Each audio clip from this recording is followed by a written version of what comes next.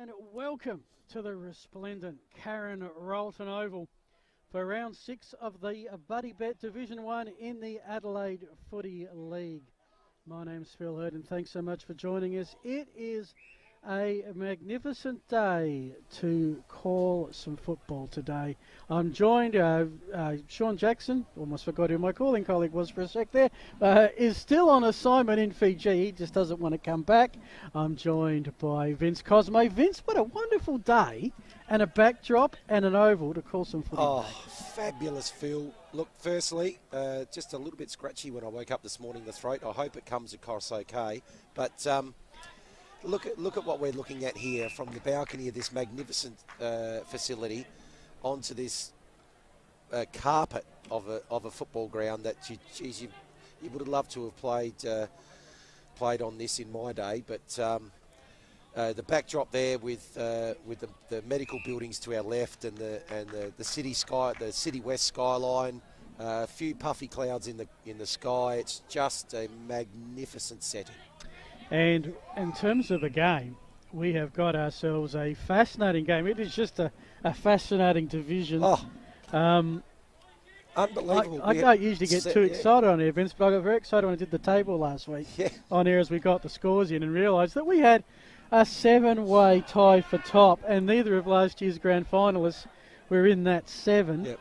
2 of those leaders are here today, and we really don't have a clue what to expect. Well, 7 teams on 3 wins is just unprecedented. It reminds me a little bit of Division 5 last year. In Division 5 last year, with 4 rounds to go, 6 teams could still finish minor premier. Yes. And it was fascinating to watch how that played out. But just such an even competition. You really can't go into any game thinking that it could be a one-sided result, because we've seen a lot of shock results, or what we would have thought might be shock results so far this season. Correct. Now, I'm not sure if this is the first time that these two sides, Old Ignatians and Port District, have ever met. They've certainly ever met in Div 1 before, and they certainly haven't played here before, so that we do know. Let's have a look at Old Ignatians, their history coming into this. So, Old Ignatians, St Ignatius College opened up at Norwood and set up a senior school at Athelston. That all happened around 1951. Part of an international network of Jesuit schools beginning in Sicily in 1548. So there's about 474 years of history leading into this one. In terms of the Old Ignatians Footy Club, it's celebrating its 50th anniversary this year, commencing in the Amateur League in 1972. One of only 2 clubs that has both its men's and its women's A-grade side in Division 1 in both competitions. I'm going to ask me who the other... Payneham Norwood Union is the other one. And last year, the Wolves, as they're known, won 3 flags. The Division 2, and you were there. Yes, called that game against Glenunga. Saw them do the double with the reserves. They missed out on the C grade, but then their women picked up Division 2 as well. And so Division fantastic year for them last year. And it's fair to say there's some wonderful history in that, but Old Ignatians are making their own history this year. Jacko and crew were here when they beat Goodwood, their first Division 1 win at home. They haven't lost since, 3 in a row. And it's wonderful to be a part of that journey. It is, and of course, Tony and I were here early in the season during pre-season and did an episode of Between the Posts. Had a really good chat with Paul Kirchner, their president, and he outlined obviously the challenges they'd faced the last couple of years, as well as how exciting it was for them for the journey they're on this year. Just another goal in the reserves. Port District's won the C's today. Old Ignatians about 39 points ahead in the B's, not too far from the finish. In terms of Old Iggies in recent years, they moved between Division 2 and Division 3.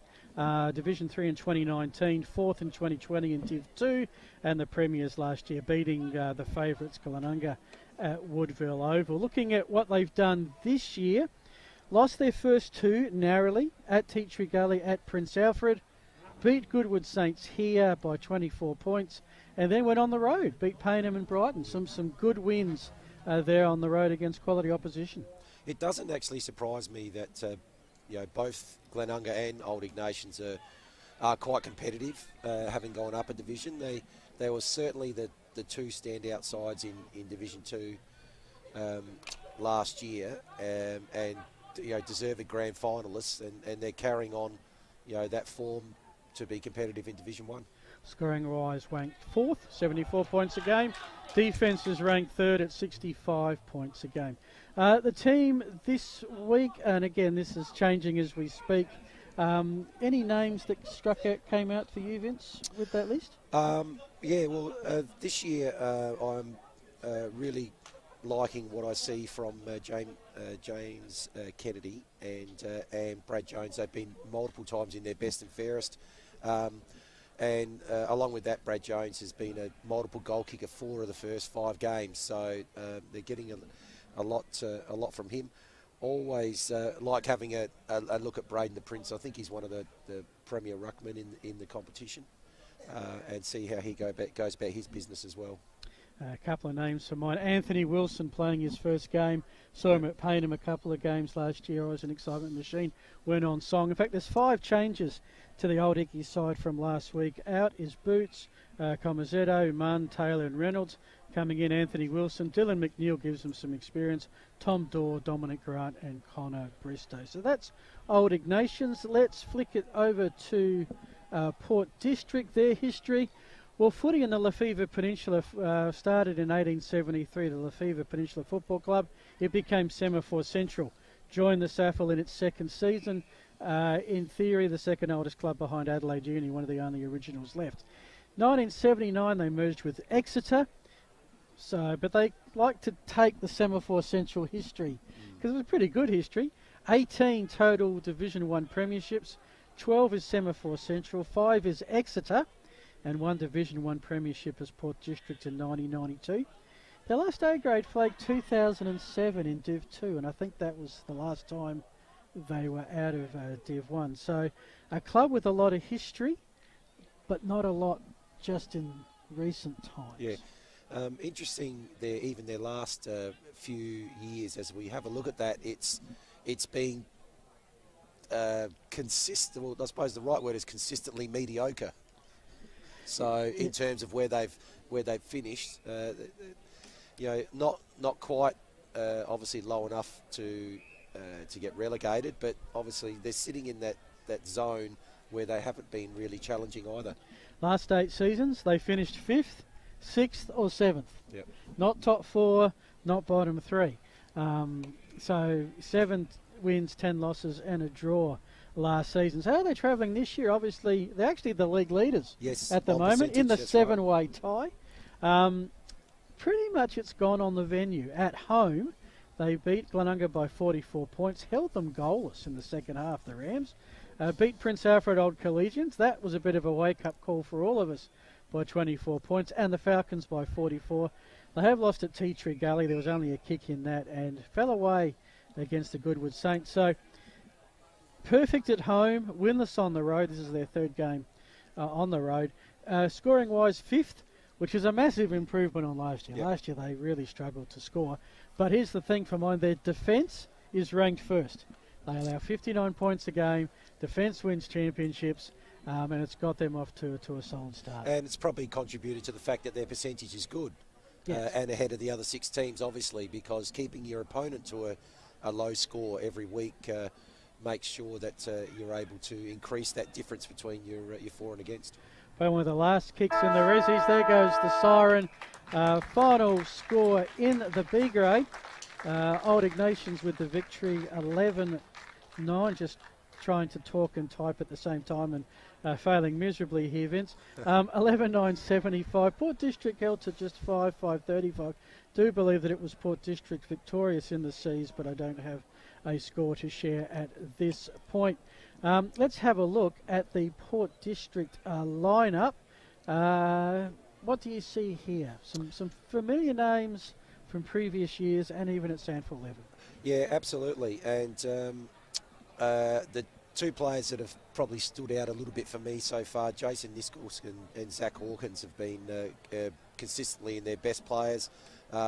Also, Dale Pearce, Gavin Shepherd have been multiple goal kickers on 3 occasions, so providing good avenues to goals for those two. As Port Districts take the field this afternoon. We did hear that there were some jumper changes. We haven't been told of those, so if we do struggle, we'll apologise ahead of time. For mine, Sam Gray. We know Sam, yes. Port Adelaide, power player. Yep. The Gaffneys, got to know quite a few of those in the Eagles colours. Luke McInerney's not afraid of taking a good, strong mark, and always like the game of Gavin Shepherd. 4 changes for Port District. Out Doug Gregg, Tom Gray, Adam Carroll and Zach Rose. Coming in James Batty, Miller Carter, Tom Carter. So the Carter boys in as a duo. And Broden Hawkins. So and Tom Washer for Old Ignatians playing his 100th game today as well. So congratulations to Tom. I assume that was in the Bs because he's not on my list. No, he's not on the list, so must have been in the I B think grade. Yeah, well, he's getting chaired off now. Yeah, on there you this, go. so yeah, fair enough. Yeah. And it's actually interesting the way that Play HQ, which is the new sort of data management system of things, when I went to do the list, they list them back to their juniors, and a lot of these players, you only tended before to count their A-grade games, and now they list all of them, and they've all, played 100, 150, 200 games at some level leading into this. Alrighty, so they are the 2 teams.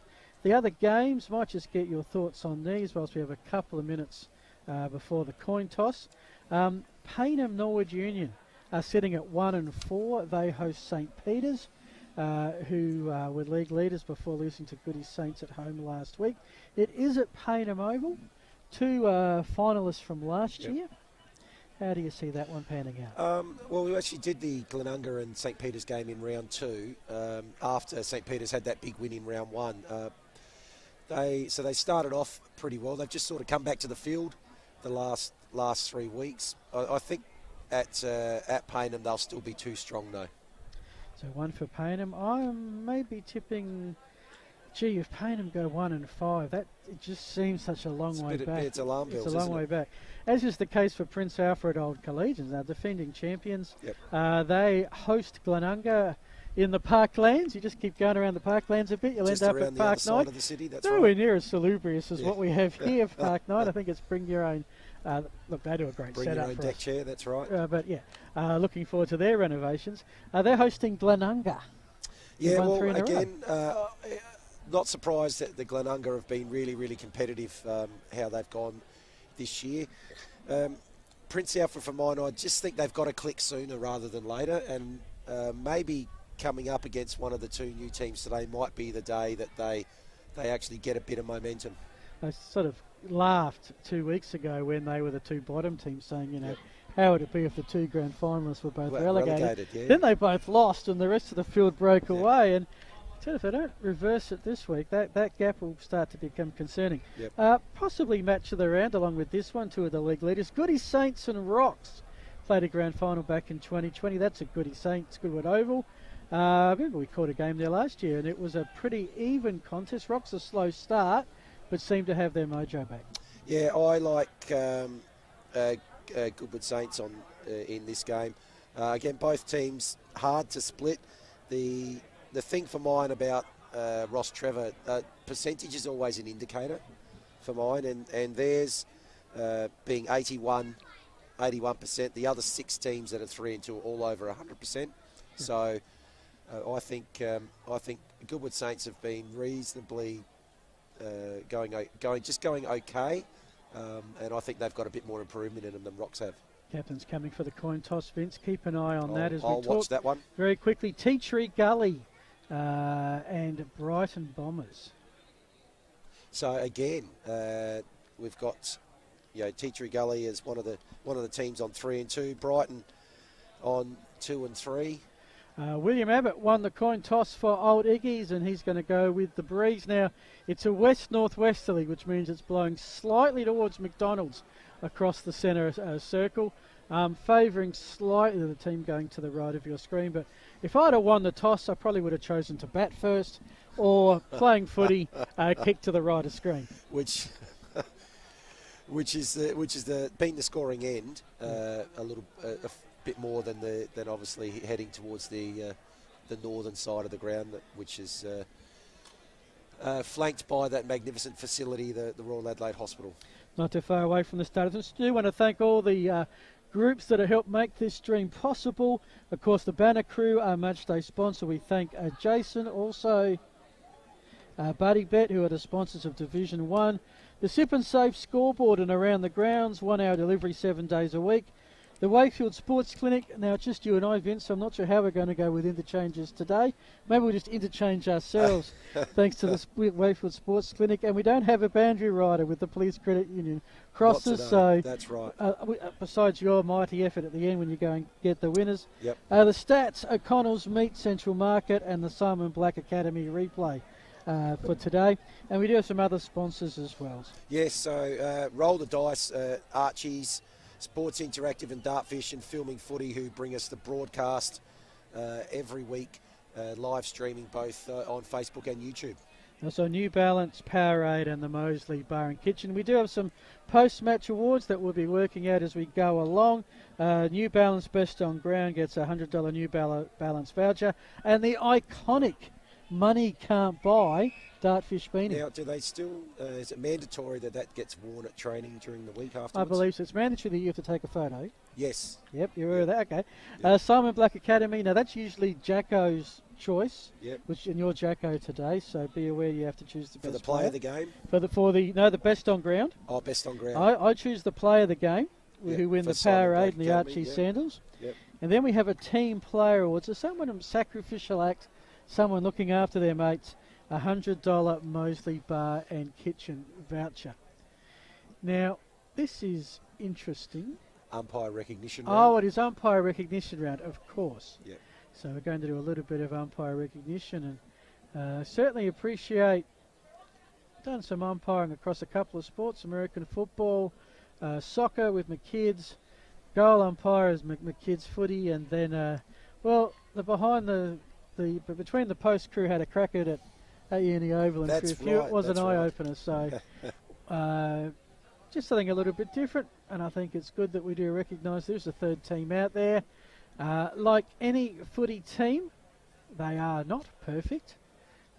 Very rarely will you see something in the Sunday Mail where a team has kicked no behinds, and so umpires are the same, but they're out there doing a job, and without them there would be no games to enjoy, so we thank them for their service to the game of Australian rules football. The umpires today, the field umpires are Brendan Gore and Paul Smitheram. The boundary umpires, Peter McCullen and Xavier O'Toole. The goal umpires, Alex Scarman and Dominic Spano. And it's the last time that we shall hopefully mention them by name through today. Well, hopefully we shouldn't be really mentioning the umpires at all, because just generally that means they've done a brilliant job. Normally they don't become a topic of conversation, but no, good on them. And it's a tough gig. Doesn't matter what sport it is, but they do a fantastic job. And let's hope they have a great game as well as both sides today. So Ignatians took them 50 years to win their first Division 1 game. They've won 3 in succession. Port Districts, it's win-loss, win-loss, win. Perfect at home, looking for first victory on the road. Who knows what we're going to see this afternoon, but we're going to have some fun bringing it to you thanks to the Banner Crew. Your first caller is Vince Cosme. Okay, so the ball goes up. De Prince almost has taken that tap uncontested. First kick forward is though by St Ignatius, comes towards the 50, and there's an excellent mark taken in the back there by Miller Carter. So he chooses to go wide out to the half-black flank, Phil.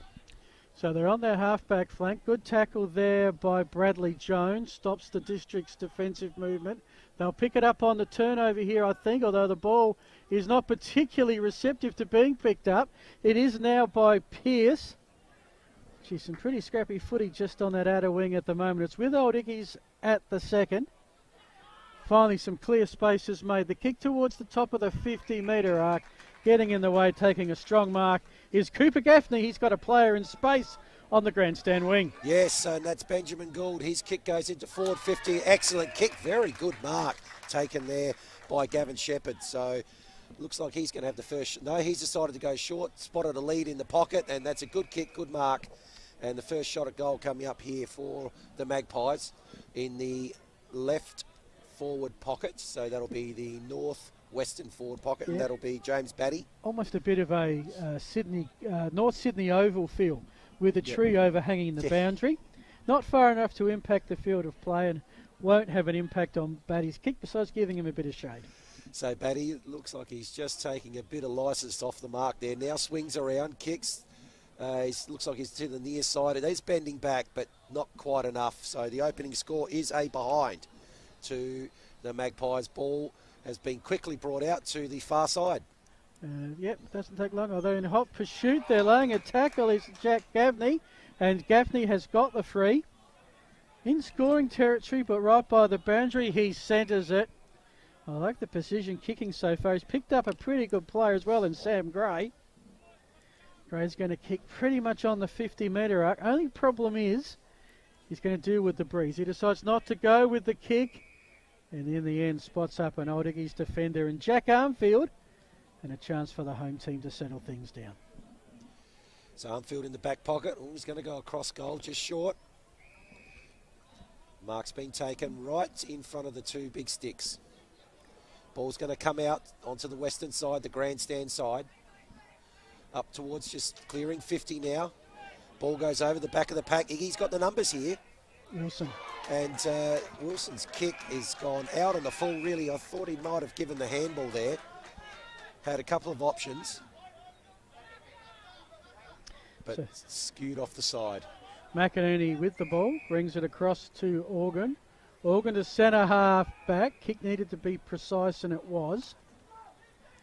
Now, there's a few district players directly in front of him.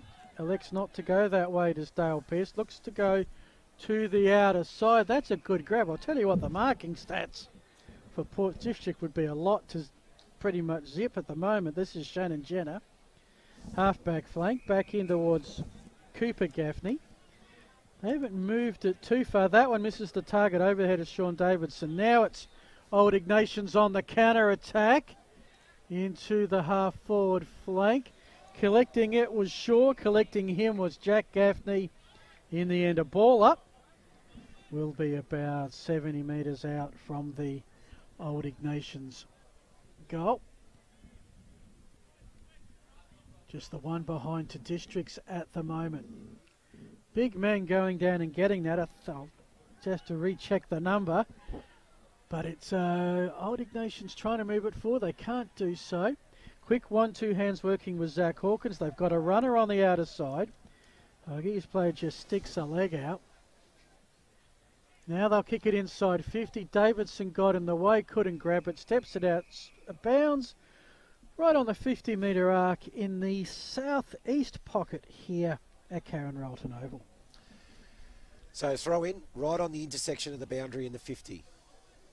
Comes up, easy tap there for DePrince. Quick kick has come inside 50. Looks like that's a mark to Wilson, is it? So he'll be kicking from, well, he'll probably kick from on the 50-metre mark. The man on the mark's at about 45. Almost directly in front. Got the breeze behind him, so distance shouldn't be a problem. Kicked at least 25 goals last year for Paynham Norwood Union. So Wilson in, kicks from the 50. Might just make it, has it? No, it's actually tapped. It hasn't actually been tapped through. Now it's gone through. And opening score for the Wolves is also a behind. So it's one behind a piece here. And we have played... Did I miss a District's goal somewhere? Or is the score attended a little bit enthusiastic? Yeah, not quite sure. I haven't seen a goal. I don't think I've seen a goal either. But anyway, it's with Zach Hawkins. Had a few little scoreboard issues from time to time. Just checking, Matty, we had a goal? One behind each. Okay. No worries. All right, thank you for that. Back on our wing, this is Bristow who was tackled. Umpire will clear it out. So right in front of us here, true centre wing, where the crowd's gathered, not too far from the barbecue. Yeah, it's Braden DePrince in ruck. He's a big lad. Through some hands, comes out to Brinoli. Brinoli goes back. This is to Bristow. He goes into the centre of the ground. I'm not sure that was the greatest of option because it's picked up by Jenner. Just like that, Districts are inside 50. Soccer off the ground by Shepherd. Off some hands. Loose footy, top of the goal square. Who wants it? And Old Eagles will clear it, but not before giving their supporters a bit of a scare. In fact, they've got a free kick. Either that's holding the ball or deliberate out of bounds. It's going to be District's kick. Looks like it's James Batty again. It's always, when there's a free kick to be had around goals, you can rest assured James Batty's going to be in the vicinity. Well, he is this on this occasion. Kicking from the opposite pocket this time, Phil. He is. Distance not a problem. Probably be the person I'd want to have a crack at it. Wheels around, goes the banana kick, and he's missed. Missed so to the near side two again. behinds to Batty, and the scoreboard has corrected itself here at Cowan Rolton Oval, much to my relief. So 2-1, Old Ignatians. Bit of a slow start. Oh, 2-1 Sport District, sorry. A little bit scrappy, so Ignatians looking to bring the ball back in here. He's going to come across to the western side. In fact, more to just into the city. That's a big kick. That's almost hit. That has actually reached the centre circle. It has. And a good mark taken by De Prince. He'll handball it off, no doubt. Does. Short kick there by Rook. And he has found Connor Bristow. So Bristow goes out wide. The mark's been dropped on the outer side, but recovered. And now it's inside half forward. Ball's gone over the back. May go out of bounds. It does. And we're at the intersection again on the south-eastern side for a boundary throw-in. Yeah, Rook and Wilson, two former Norwood Redlegs teammates at the Falcons of Payneham Norwood Union, probably the two big recruits for Old Ickies as they made the jump to Division 1. Districts have it over the head of everyone. Flirting with that boundary line, umpire has decided to throw it in. Forward flank of Port Districts, we've gone sometime into this game. Yes, Probably about 8 I had a minutes. look at that before, and I was about to say how many minutes in after that behind was scored by Old Ignatians. We've got 4 quarters to get the time clock right. 8.5 minutes in, we've just been told. Thanks to Matthew. At least someone's keeping track of these things. And holding the ball is the call. Bit lacklustre trying to get rid of it, and Vince, Port District's a chance to go forward. They are, so they've switched. They've brought the ball straight into the middle. It's marked right in the centre by Cooper Gaffney. Cooper Gaffney decides to come out to the grandstand side. Kick goes over the top. First one on it looks like it's going to be Nick Organ. And but that will go over, touched and over the boundary line. We'll have a boundary throw in right in front of the interchange for the home side. The Wakefield Sports Clinic interchange. Knew we'd get one in We there get somewhere. that. We've got it in there. That's it. Well played. So in comes the boundary throw in. The tap there has been well won by Mackay. The short kick goes forward. It's a bit of a scrapping on the forward 50 here for the Magpies. Umpire's going to come in. Good tackle applied there by Pazaniti. Up it goes. 2 goes at it to Prince. 3 goes at it. But the ball still goes forward. The handball has gone straight to Batty, and he's tackled, fortunately, from Iggy's point of view, immediately. Otherwise, he would have been in for a 3rd shot at goal. He could have, would have, should have, but didn't. And it's going to be a ball up inside Port Districts. They've done inside 50 count would be in their favour for sure. It's only been inside 50 for Old Ickies maybe 3 times, and I reckon about 7 or 8 at a guess for Port. They're going to go deep here. Mitch Gaffney's high kick. Trying to keep it in and not succeeding was James Kennedy. Will be a throw down the Port Road side. There's one of the buses and also the trams early and the general traffic heading out on Port Road. Throw in of about 20 metres out. The tap to Rook. But just a tackle on a District's defender. Umpire will come in and ball it up once again. So the ball's been stuck in that pocket quite a bit for this first quarter. Up it goes again. Big fly up there. I think that might have been by Kennedy, but that's gone out of bounds, and now we'll have a boundary throw in. So inside 50. Yep. Tap down again. That was by Murdoch. Opportunity here for the Wolves to clear. Scrappy kick goes out wide and over the boundary line. They move the ball out to half back, and we'll have another boundary throw in. Yeah, they just have to deal with the picket fence to get the ball back. In that sort of weird part where the garden sort of starts there, and there's no spectators to assist. Throwing just outside 50. Again, the tap down to McKay. Oldie's trying to get the clearance. There's a lot of players within 15 metres of this ball, and I think the umpire's had enough of that and has found a free kick to clear things. And the ball not given back, and here's your... Thankfully in South Australia, these little discretions are 25 metres, not the sudden death 50. So it brings Old Iggy's towards the centre of the ground in their traditional blue, gold and red vertical striped attire. Grubby kick inside 50. Again, the district's defence, you can see why they're rated number 1. They've looked very solid so far. And I don't think Ignatians have had possession of it like within 45 metres of their goal, as it's with Broden Hawkins. And he's kicked it forward. Good strong mark taken at half forward by Shepherd. So Shepherd will look to go inside 50. Just pops it up into the hot spot, about 25 out, pack forms off hands. Looks like the first people there will be the Wolves, and just a educated fumble over the goal line to get the point, and then they're able to quickly bring the ball back in. So that takes it to 2 points apiece. Yeah, they do have that very quick... 3-1. 3-1 districts. Yes. No double away point rule here in sorting things out. Now work it down the outer side. That just came straight off someone's chest. Be a bit disappointed they couldn't make use of that. Some quick hands. Jenner's in the middle of that. They kick it inside 50. Again, the good pick up. It's through Niskasus to Gaffney. Out of bounds again. No, when I say Gaffney, he could have picked a couple. That was Mitchell. We just see someone in black and white and say Gaffney.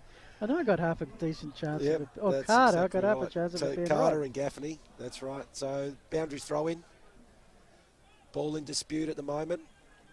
Quick kick forward, out to the wing by the Old Ignatians. But again, it's just mopped up with numbers again, and the easy mark's been taken at half back. So Port District looking to go forward again. Going down the wing, very wide and tapped over the boundary line, and we'll have a throw in about that same spot where the garden starts. Phil. Hey, look, there's been some nice marks taken by districts, and some of their kicking's been pretty clinical. But outside of that, hasn't really risen to great heights. I should add that it looks like for mine that McKay is doing a great job in ruck. Just Oddigs are working off. Now they've got some fast movement. Not fast enough though. Nebraska Wilkie is rodeoed in by Sean Davidson and says, "You don't try and run past me, mate."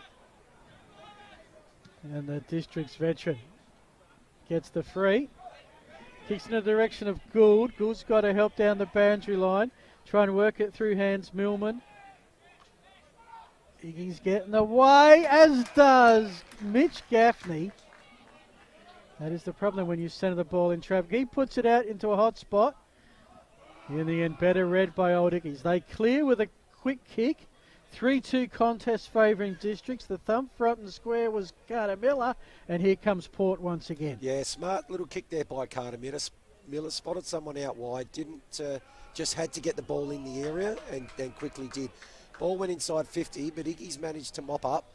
Wilson's just gone with the one hand there.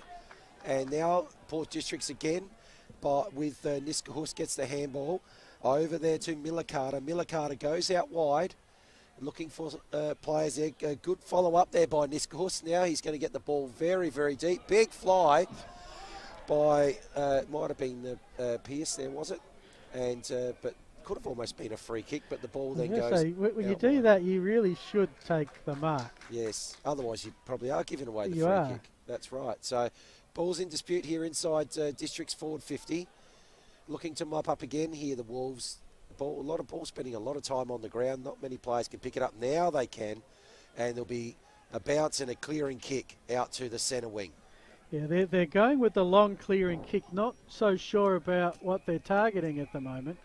That was a 2-on-1 contest that was going to set the Old Ignatians player quite a task. In the end, it's a throw-in. On the West Terrace wing here, there's a barbecue bench and a couple of people on the deck chairs enjoying some footy. Again, McKay's been very good in ruck. Kick around the body by Sam Gray. Into a bit of space. Always seems to find a black jersey at the moment. Now the kick inside 50 looking for Shepherd. Nice thump from behind by, was that 41? If it is, I got no idea who it is. Might have been Will McCarthy, maybe 47 as the closest. Because those Old Ickies numbers, I heard Jacko talking about it the first time we streamed them. They are a tad difficult to ascertain. Okay, so again, another attacking foray here for the Magpies. Looking to, oh, is that almost holding the ball? Not paid. Again, ball in dispute, spending a lot of time on the ground. Players trying to pick it up. Now there's an opportunity with a string of handballs. So Kennedy now with another quick kick. Again, numbers favouring Port Districts. Can they mop up here? They can. The ball with Miller Carter. Short kick, good kick.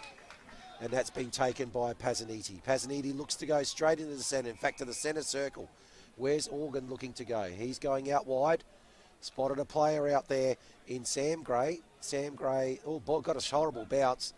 Now applies the tackle. Looks like the umpire will come in there and he will ball it up. Half forward here, 3-1. Very uninspiring start to this game. Yeah, indeed. I've called basketball games that have scored higher than this in 20 minutes of play. Anyway, we're with Willie Nebraska. Nebraska Wilkie, sorry. He goes into the pocket. Again, this is where Port District, the defence is exceptional. Another rebound by Millman to another target. This is Sammy Gray. His kick left a bit to be desired, but Niskus battled to win the ball, although the kick is partially smothered. And the tackle, a little bit on the crude side, made by Dale Pearce. I think it will be Old Icky's ball right on that outer side. They may be looking to bring it across your way with James Kennedy. So Kennedy goes to the middle of the ball, found something that he likes. But there actually is, it turned out to be a contest, but well batted up. That was by Abbott. Abbott goes with the handball. Now the kick goes towards half forward.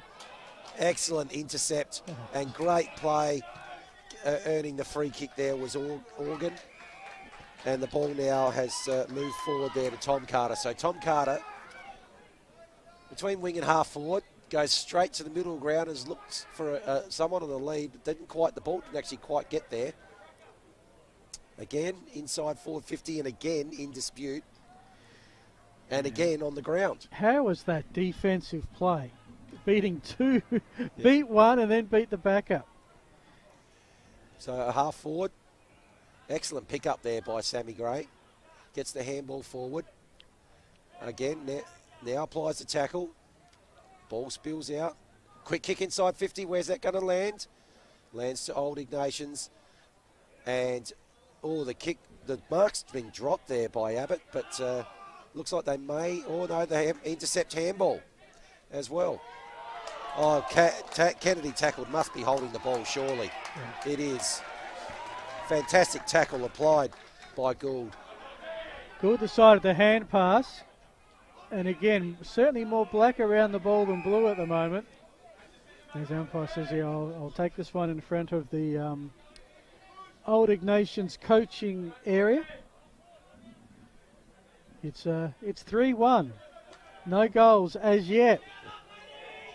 But Old Iggies have got the wave working. Now they've got some run on the fat side. This is their chance. It sits from the centre wing. The kick inside 50 is about as deep as they've gone for most of the game. And they've got a mark. This is Bradley Jones in kicking territory. Excellent kick by Manson. It sits from the centre wing. The kick inside 50s. Absolute heavy weight of inside 50s in favour of Port District. If Jones connects on this kick, the Wolves will be in front with the first goal of the day. Tight angle. He's kicked 12 goals from the 5 games this season. From Athelston, played at Norwood, Westies, Port in their various squads. From the boundary, puts it up. The wind doesn't really help. It's not going to score a goal. It's not going to score a brass razoo. It is a throw-in right next to the behind post. We have gone a fair way into this first quarter. We're goalless. Port District 3, Old Ignatians 1. Right next to the behind post. In it comes. Tap down ball, about 15 metres out. What's the umpire going to call here? I think he's going to call holding the ball.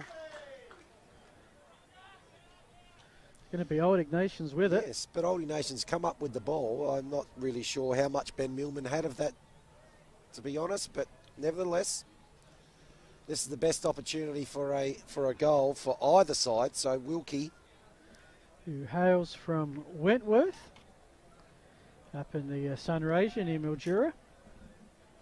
In he comes. Slide angle, 20 metres out. And he's missed. Oh, jeez. All right. Well, the margin, it's 3-2. We're slowly... Oh, Dickies have actually... That kick is going to go out of bounds on the full. And a chance for... They could almost take a shot if they want to. This is Will Ferrari with it. And I mean, this is a gettable one because he's got the breeze right at his back, but he's not showing the confidence. He's not gone back far enough. Goes for the hot spot kick. Fantastic kick. Oh. And a little bit of what had been an absolute rock solid Port District defence had a hole in that one. And it is going to be Dylan McNeil with the shot. Probably the most experienced Old Iggy's player. Spent time with Geelong and Sydney. Played in Canberra with the Swans knee full side. Glenelg and a few others. Yep. Kicking basically from the same spot as the last kick. Breeze right at the back. And we have a goal! Woohoo! Where's my Brazilian soccer commentator's voice? Because that took a while. But Old Ignatians are on the board. They are 1-2-8. Port District are 3 behinds. That is the Sip and Save scoreboard. 1 hour delivery. 7 days a week. So first goal of the game. Took a while. How long did it take, Matt? How long did that goal take, Matt? 24 minutes. Oh, crikey. And against the run of play, you would have to say. That's right. On an inside 50 count, certainly against the run of play. But it is a 5-point margin, biggest margin of the game. Yep, game high lead. Up it goes. Easy tap down. Oh, good tap down by De Prince as well. Gave it to Abbott. Abbott, well, that's actually called a little bit of a sling, I think. Yeah, so he'll get the free kick. Higgy's a chance to go forward here again. No, he decides to go out wide. It's got someone playing out wide. Looks like that was Kennedy. And Kennedy's gone the big torp. He's probably kicked it about 80 metres, but... hello. And bouncing. Is it... He's actually hit the kicked fence. that. He's hit the fence from probably inside his own half. That probably describes the quarter. We got excited by that kick. Any chance for any score? 1-2-8 to 3 behinds here. It's a 5-point margin. Dylan McNeil's the hero. And we'll take a break. You're with Vince Cosme, Phil Hurd, and thanks to Filming Footy, this is the Adelaide Footy League. And welcome back, everyone. Karen Rolton over looking resplendent here. The Buddy Bet Division 1 in the Adelaide Footy League. A low-scoring affair to get us underway. Old Ignatians, a goal with about 30 seconds of game time left to Dylan McNeil, taking the lead 1-2-8. Port District did a lot of attacking in the first 20 minutes, just the 3 behinds. With Phil Hurden and Vince Cosme. And Vince, what did you make of that first quarter? Oh, well, I think we mentioned a couple of times during the commentary that Yes, it was. It was scrappy. Port Districts dominated the inside 50s. Ball spent a lot of time on the ground. There wasn't a lot of fluid play throughout the first quarter. Very cagey in terms of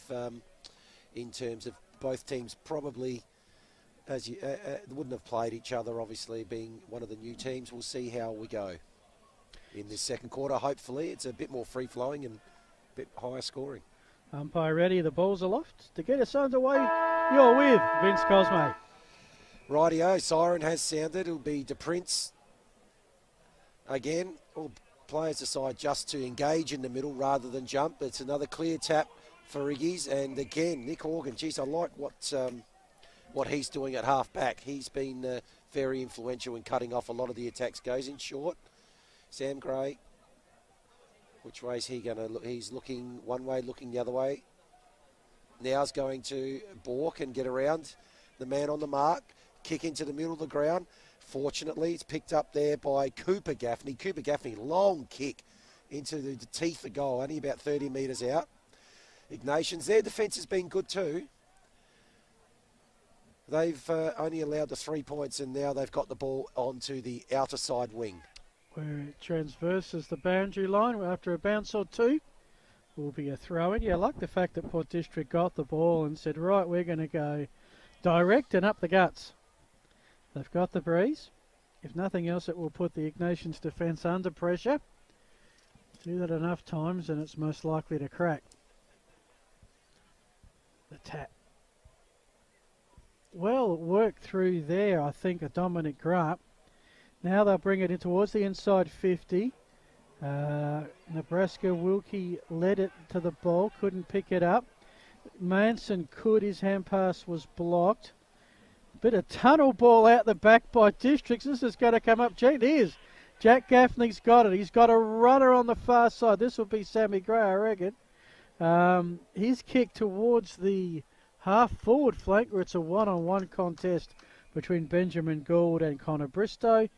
I reckon you give the points to Bristow there, simply because as the defender, he didn't lose the contest, he forced a neutral situation. And it is boundary throw-in. Around about 60-odd metres around from the goal for the Magpies. Up it goes. Neither ruckman got their hand on it.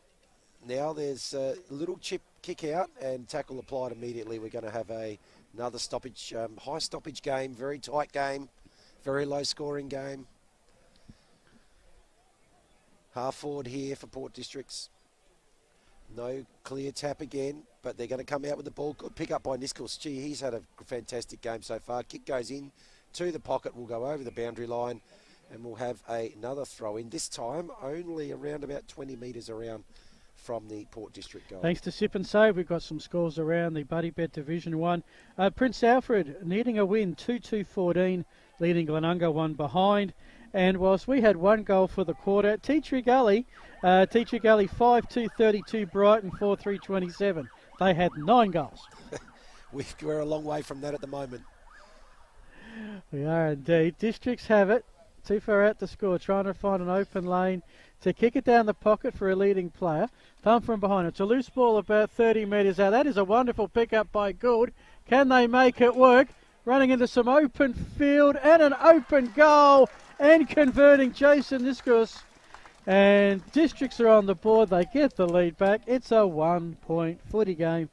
Thankfully, that goal in the to open up the second quarter a lot quicker than it was to open up the first. Just looking at the replay there, it's a really good work there from Nichols. Been really impressed for me. He's probably the best player on the ground through the first quarter and a bit. Your opinion does matter, Vince, because there's the New Balance Best on Ground getting the $100 voucher at Games M, and plus, of course, the iconic Dartfish beanie. Makes you wonder what's more valuable, the $100 voucher or the beanie.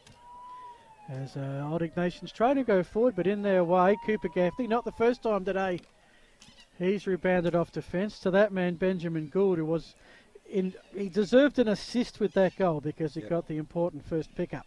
And it was, excellent work that he did in the middle. The ball continues along the outer side. Just a few chip passes. That one's missed the mark, though.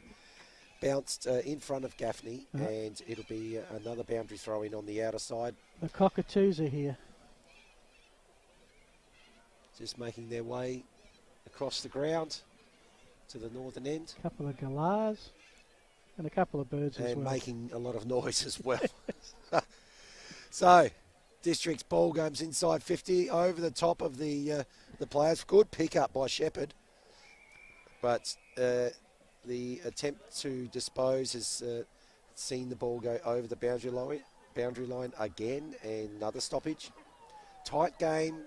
You know, both teams really, you know, on a beautiful day like we have today, certainly can't blame the conditions. I just think, you know, they're both very well set up defensively, and we're seeing that neither team's able to break through and get some consistency in terms of their entries to forward 50. Yeah, we'll both have a loose player in defence at the moment. Even looks like sometimes it's two, but it's just their defensive side of their player. Now, Districts, some loose handball. This will be picked up and a good shrug off by Grant. Got the hand pass away. Now it sits with Wilkie. High kick inside the forward 50 arc. Wilson, oh no, that wasn't Wilson. That was Grant, I think, from behind. We have to work on the ID a bit, I think, as it spills out of bounds. Throw in front of one of the big light towers. And I tell you, we could have night footy here, Vince. Well, absolutely. Those towers look primed with lots of, what do they call it, lux? Lux, yeah. In fact, they've got enough lux here to actually play night cricket. Yep. So, and I know the lux ratings for cricket obviously need to be higher than what they do for football. So. Bit harder to see that pink ball than the yellow Sharon. Off the side of the boot. Into the pocket. And again, will be a throw-in. 1 point game on the edge of our seats. It's just, you just don't mind as long as it stays tight. In it comes. Good pick up there off the tap. That was by Cooper Gaffney. Liked his game, Cooper Gaffney. He's had quite a bit of it. Handball by Gould. Ball's on the wing. Handball there's looking for Jack Gaffney. This disposes of the ball. Actually, what I like there is the Port District's player closest to Jack Gaffney there was Benjamin Gould. So Benjamin Gould's actually been involved with the play, and he's run up to assist again.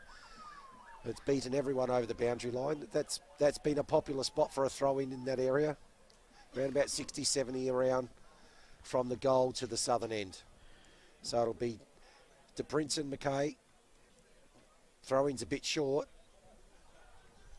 Ball comes off the tap and immediately wrapped up in the tackle. Good tackle applied there by Davison, and up it goes with the umpire again.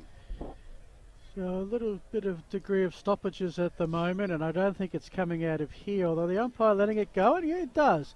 Wilkie's hand pass. Picked up by Mitch Gaffney. Old Iggy's have it now. No one can really get more than, say, 2 possessions with it. I think that was Wilson tapping it forward, only as far as a black jumper, though.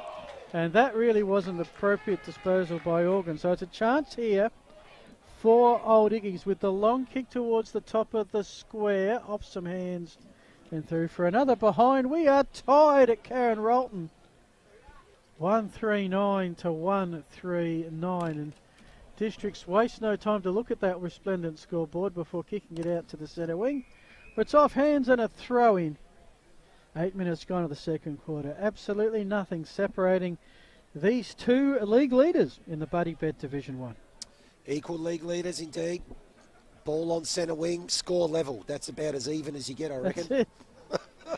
Maybe a 2 metre advantage to Port District. The Prince got a fingernail on, I reckon, but does well. Applies the tackle and gets the free kick. Good work, big man.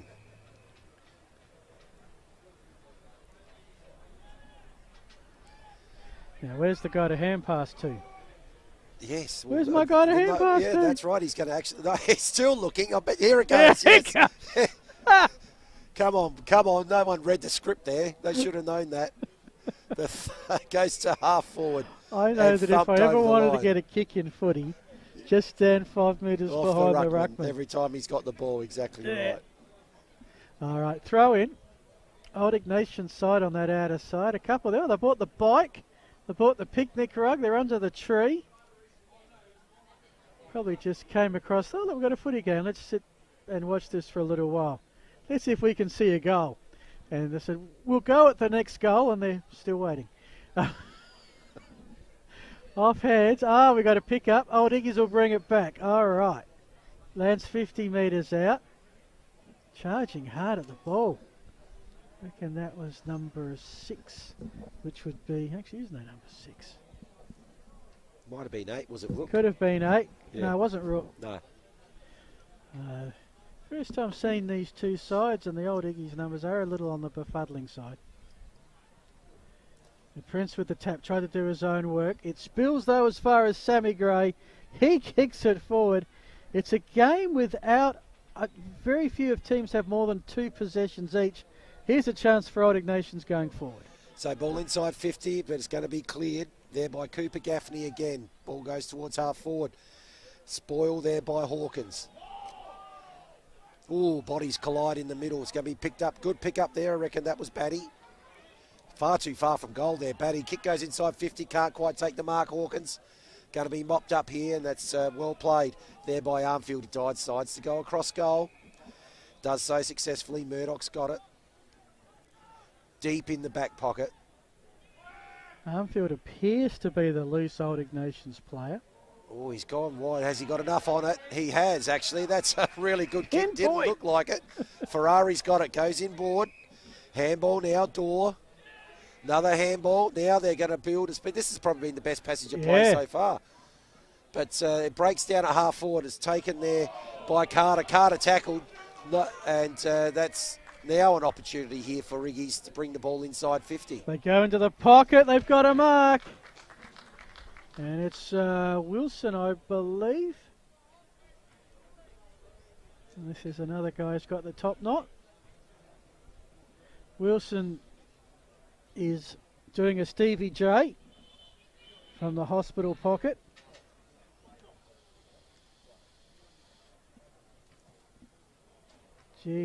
And hits the post. So I reckon that's the tiebreaker. It is. It's suddenly Old Ignatians leading by 1 point. And Wilson's second point on the afternoon. So they're going to bring the ball back in to the western side, grandstand side, boundary and the broadcast coverage side. It's just into half forward. Good pick up there by Iggies. Good. Oh, that's a fantastic chain of handballs to start, but it's going to break down. It's a pity. Sammy Gray's got it. Gives the little handball. Gets the 1-2. Another handball. There's Batty. Another handball. Now, oh, they've got a bloke out here. Here, Discourse. Surely he's going inside. He is. Shepherd's got it, and he's going to be around about 10 metres out on a bit of an acute angle. But, gee whiz, Niscourse, as I said, potentially best man on the ground so far. How do you let him go that free? And poor checking. Batty's in on it as well. Now he's much further out, probably about 35, 40 metres, but on a much better angle, 45-degree angle. And he'll have his, I reckon, might be his third shot for goal. Yeah, I've got him for 2 behinds. Yep. Just slightly aimed towards the right. He's pretty much got the breeze at his back. Correct. He's got to kick it straight on the arc of that path and just let it come back. Umpire not moving a lot there. Great kick there from James Batty. That's his first for the day. And that is the 3rd goal for the match. 2 goals, 3 to the Magpies. The Wolves 5 points behind, 1 goal for Phil. Yeah, I thought off the boot that he'd gone too skinny on the left side. And it will swing across, and it did not deviate. No, we were both expecting that ball maybe to bend back, but breeze may have dropped a little. You look around, the tree's not moving a lot. Even the gauge is at the top of the tree, and there doesn't seem to be a lot of movement there. Alrighty, so biggest, they've given the goal to Old Ignatians, which I don't think Batty will appreciate. So that scoreboard here is incorrect. I've got it at 2-3. Well, it's okay. I'll stand. So Wilson kicked it behind. I've got 2-3 to 1-4, mate. I'm think, I'm with you. Yeah, I think they're just changing that now. There you go. Yeah, I think that's a wise thing to do. So 2-3 to 1-4 matches up beautifully. Okay. Districts have it. It's with Piasanti all through the hands of Tommy Carter. Could have had a shot at goal if he'd have just held onto it a tad longer. Snap around the body by Batty. He's got 2 in a minute. We've got 2 goals in a minute, and he is dangerous anywhere within that 20-metre arc, and all of a sudden it's an 11-point margin. And we have seen District actually kick the last 3 goals. Yeah, 3 goals to nil this quarter. That's right, and 3 straight. And 2 of those as James Batty becomes the first multiple goal kicker for the day. And in just a blink of an eye, we have an 11-point game. Yeah, well, probably the score now, I would say, reflects how this game is. I think Port District have been the better side in a game that's had a really high turnover rate. But Old Iggies have it in the middle, holding the ball, and Port Districts will go forward again. Yeah, Passaniti, he's been part of that, of this this little 5-minute burst that they're having. Kick up high, get under that one, inside forward 50, pack forms, excellent, spoiled by Kennedy. Ball comes outside 50 now, numbers again with Port District. Just getting the handball away there, Shepherd, but umpire ruled he had more than enough time before that. And the free kick here to McNeil. So McNeil, the only goal kicker for the Old Ignatians so far at half-back, so he won't be doubling his tally from there. Short kick, good kick, finds Jared Centenera. His kick goes up towards half-forward. Intercept mark, good mark. Luke McInerney. Looks inside, found a free player again, and that would be Jack Gaffney this time. Jack Gaffney continues to go out wide, spotted a player, kick goes just over Zach Hawkins, but now he's outnumbered, gets some help, gets the handball back, look to give the handball, now Scrubbles in a kick towards forward 50, intercepted again, I think that time by McCarthy, and Iggies have the chance to clear, and they've got the ball to centre wing. Okay, they're going to centre it up. The kick is successful to Kennedy. Kennedy straight up the middle towards that 50-metre arc is spotted up and open. This would be Abbott. Wheels around, looks for the hot spot. Oh, found the target, did he? Yes, indeed. And this is Bradley Jones, who I mentioned before had kicked 12 goals.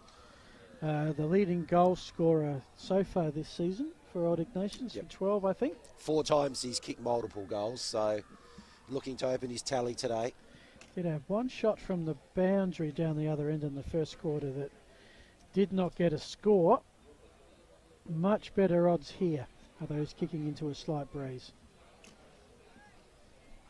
17 minutes gone. Old Ignatians looking for the first goal down the hospital end and misses. Just clipped the woodwork there, I think. So thus far we have had 4 goals to nil kicked to the right of screen. 1 to Old Ignatians late in the first, 3 to Port Districts this quarter. They have it on their half-back flank. Districts momentarily hot footy. Oh, well, socket off the ground by Old Iggies into some open space. That set Brinoli a task, but Districts are up for it.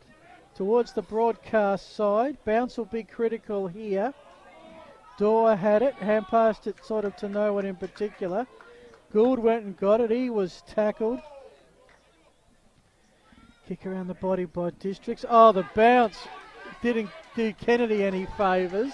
Now it's along the wing. Oh, Passaniti got collected by the boundary. Somehow that ball spilled over. Passaniti steps out. I think that one shook him up just a little bit.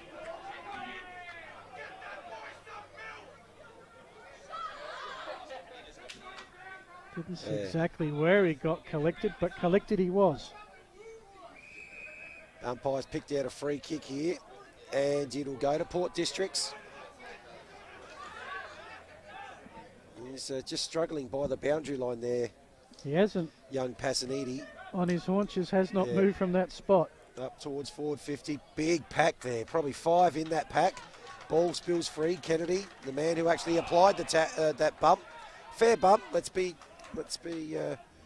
not hanging him for anything, but that was a fair tackle applied on him, and he was caught holding the ball. Up to the top of the goal square. Where's Batty? Not far away. Not far away. But spills over the boundary line. It's funny how that exact same thought. It's like he read my mind. He's been sniffing around. Number of shots at goal. 2-2, I think, if that's correct so far. So certainly had an impact on the scoreboard. I think it says first game this season for Districts, or at least there was nothing else in the system saying it wasn't. Sam Gray trying to work some magic by the boundary. I got no idea who kicked that deep in the southeast pocket, but it got registered a behind. Extends District's lead now. They are double Old Ignatians. 3-4-22, 1-5-11. That's the first blemish of the quarter for them. 20-minute mark. 3 goals won to 3 behinds. So they've asserted their dominance by putting scoreboard pressure on this quarter after probably having most of the play in the first quarter. Good long kick again by Kennedy, goes towards the outer side, comes off, spills to the back of the pack. Oh, another big bump applied. Cooper Gaffney there, the recipient of that. Bowled over. It's right in the centre wing on the outer side. Tapped down there by Pearce, but picked up by Old Ignatians. Ball inside forward 50. Another pack forms, but a great intercept mark there taken by McInerney. Done really well in defence. He spotted a player out wide here, Hawkins. Hawkins out to half back. Another short pass. Oh, geez, he's put the pressure on Davison there, and he's kicked it just a little bit too far. It spilled over the back. First one there, Niskahus, and just explaining, just a couple of pleasantries there between Brunoli and Niskahus. Passanetti's made his way to the bench. He's standing up. All the signs are he's coming. He's coming back to come back on. That's a great sign. As Old Ignatians have it, this is Christian Rook, the long distance shot. And at the 21-minute mark of the second quarter, we have our first goal to the hospital end, and just keeps Old Ignatians in touch. Their first goal in the quarter, and they go to 2-5-17, Districts 3-4-22. So still low scoring, or much higher scoring affair this quarter, but still low scoring overall. Pardon me, 5 goals in total. In time on now in the second quarter. Excellent kick that by Rook. It just went like a dart from 50. Didn't even get to the height of the goalposts. So half time, we'll get some scores from around the grounds thanks to Sip and Save. One of 5 big games here this afternoon in the Buddy Bet Division 1. Good tap down there by McKay. They've got it again. Tackled Jack Gaffney, caught holding the ball, didn't incorrect disposal. And Abbott's got it. Like Abbott's game, he's had a fair bit of it. Goes out wide. And Mark's been taken out there on the halfback line. I think, not sure who that player was. Ball goes inside 50. Spilled over near the boundary line. Old Ignatians attempting here to get it back in. Good, yes, good spoil on that kick in, but they're going to have a shot at goal here. I reckon that might have been Armfield, was it? Top of the goal square. Handball. And there's an excellent kick. I reckon, was that Ed Shaw? Yep. It is. Ed Shaw on the snap on the left. Ball just spilled out. He's made something out of nothing there. And lo and behold, we've got another lead change. We have. And so what was that? That was 2 in 2 minutes again. 2 in 2 minutes, having not had a goal there, scored for almost a half. It's been a game of momentum swings for sure. Iggy scored the first goal late in the first quarter against the flow of play. District scored 3 goals to open up the second quarter, but Iggy's has scored the last 2. And we're back to a 1-point margin. Half-time pretty imminent, 24 minutes gone in what's been now a 5-goal quarter. 2 goals, 3 to the left, 3 goals, 1 to Port District to the right. The Prince got the hand pass out. If they can get a good collection, they'll get the clearance away through Manson. But Davidson, he's collected from 2 ends. Somehow got it out to Gaffney. The kick, though, only as far as Tom Scanlon, who was a late inclusion into this side in place of Laurie Comazetto. The kick comes out towards the interchange. Been taken by Kennedy. We've got just a player limping off here as well, right next to him, so we'll get a little bit of more news on that at the moment. Anyway, his kick goes inside 50. Just Jack Manson that's limped off. Looks like a little bit of an ankle problem, but that ball's been intercepted by Gaffney. That's Jack Gaffney. Goes out wide to Benjamin Gould. Very good all day, Benjamin Gould. He goes with the short kick. It's in true centre wing now, so they've switched the play, got it out to true centre wing, but again, they've gone probably the one kick too many. It's missed out, and it ends up again over that boundary line. That kick fell just in front of Broden Hawkins. Half time not for Oakens. We are certainly, it's a northerly today because we are downwind of the barbecue. Certainly adds to the atmosphere, no doubt about that. The Prince with the tap towards the boundary. Who can pick it up? Eventually, that's very well done by Zach Hawkins. Got the hand pass away to Cooper Gaffney. Rook gets in the way. 1-2 back to Rook. That's very well executed.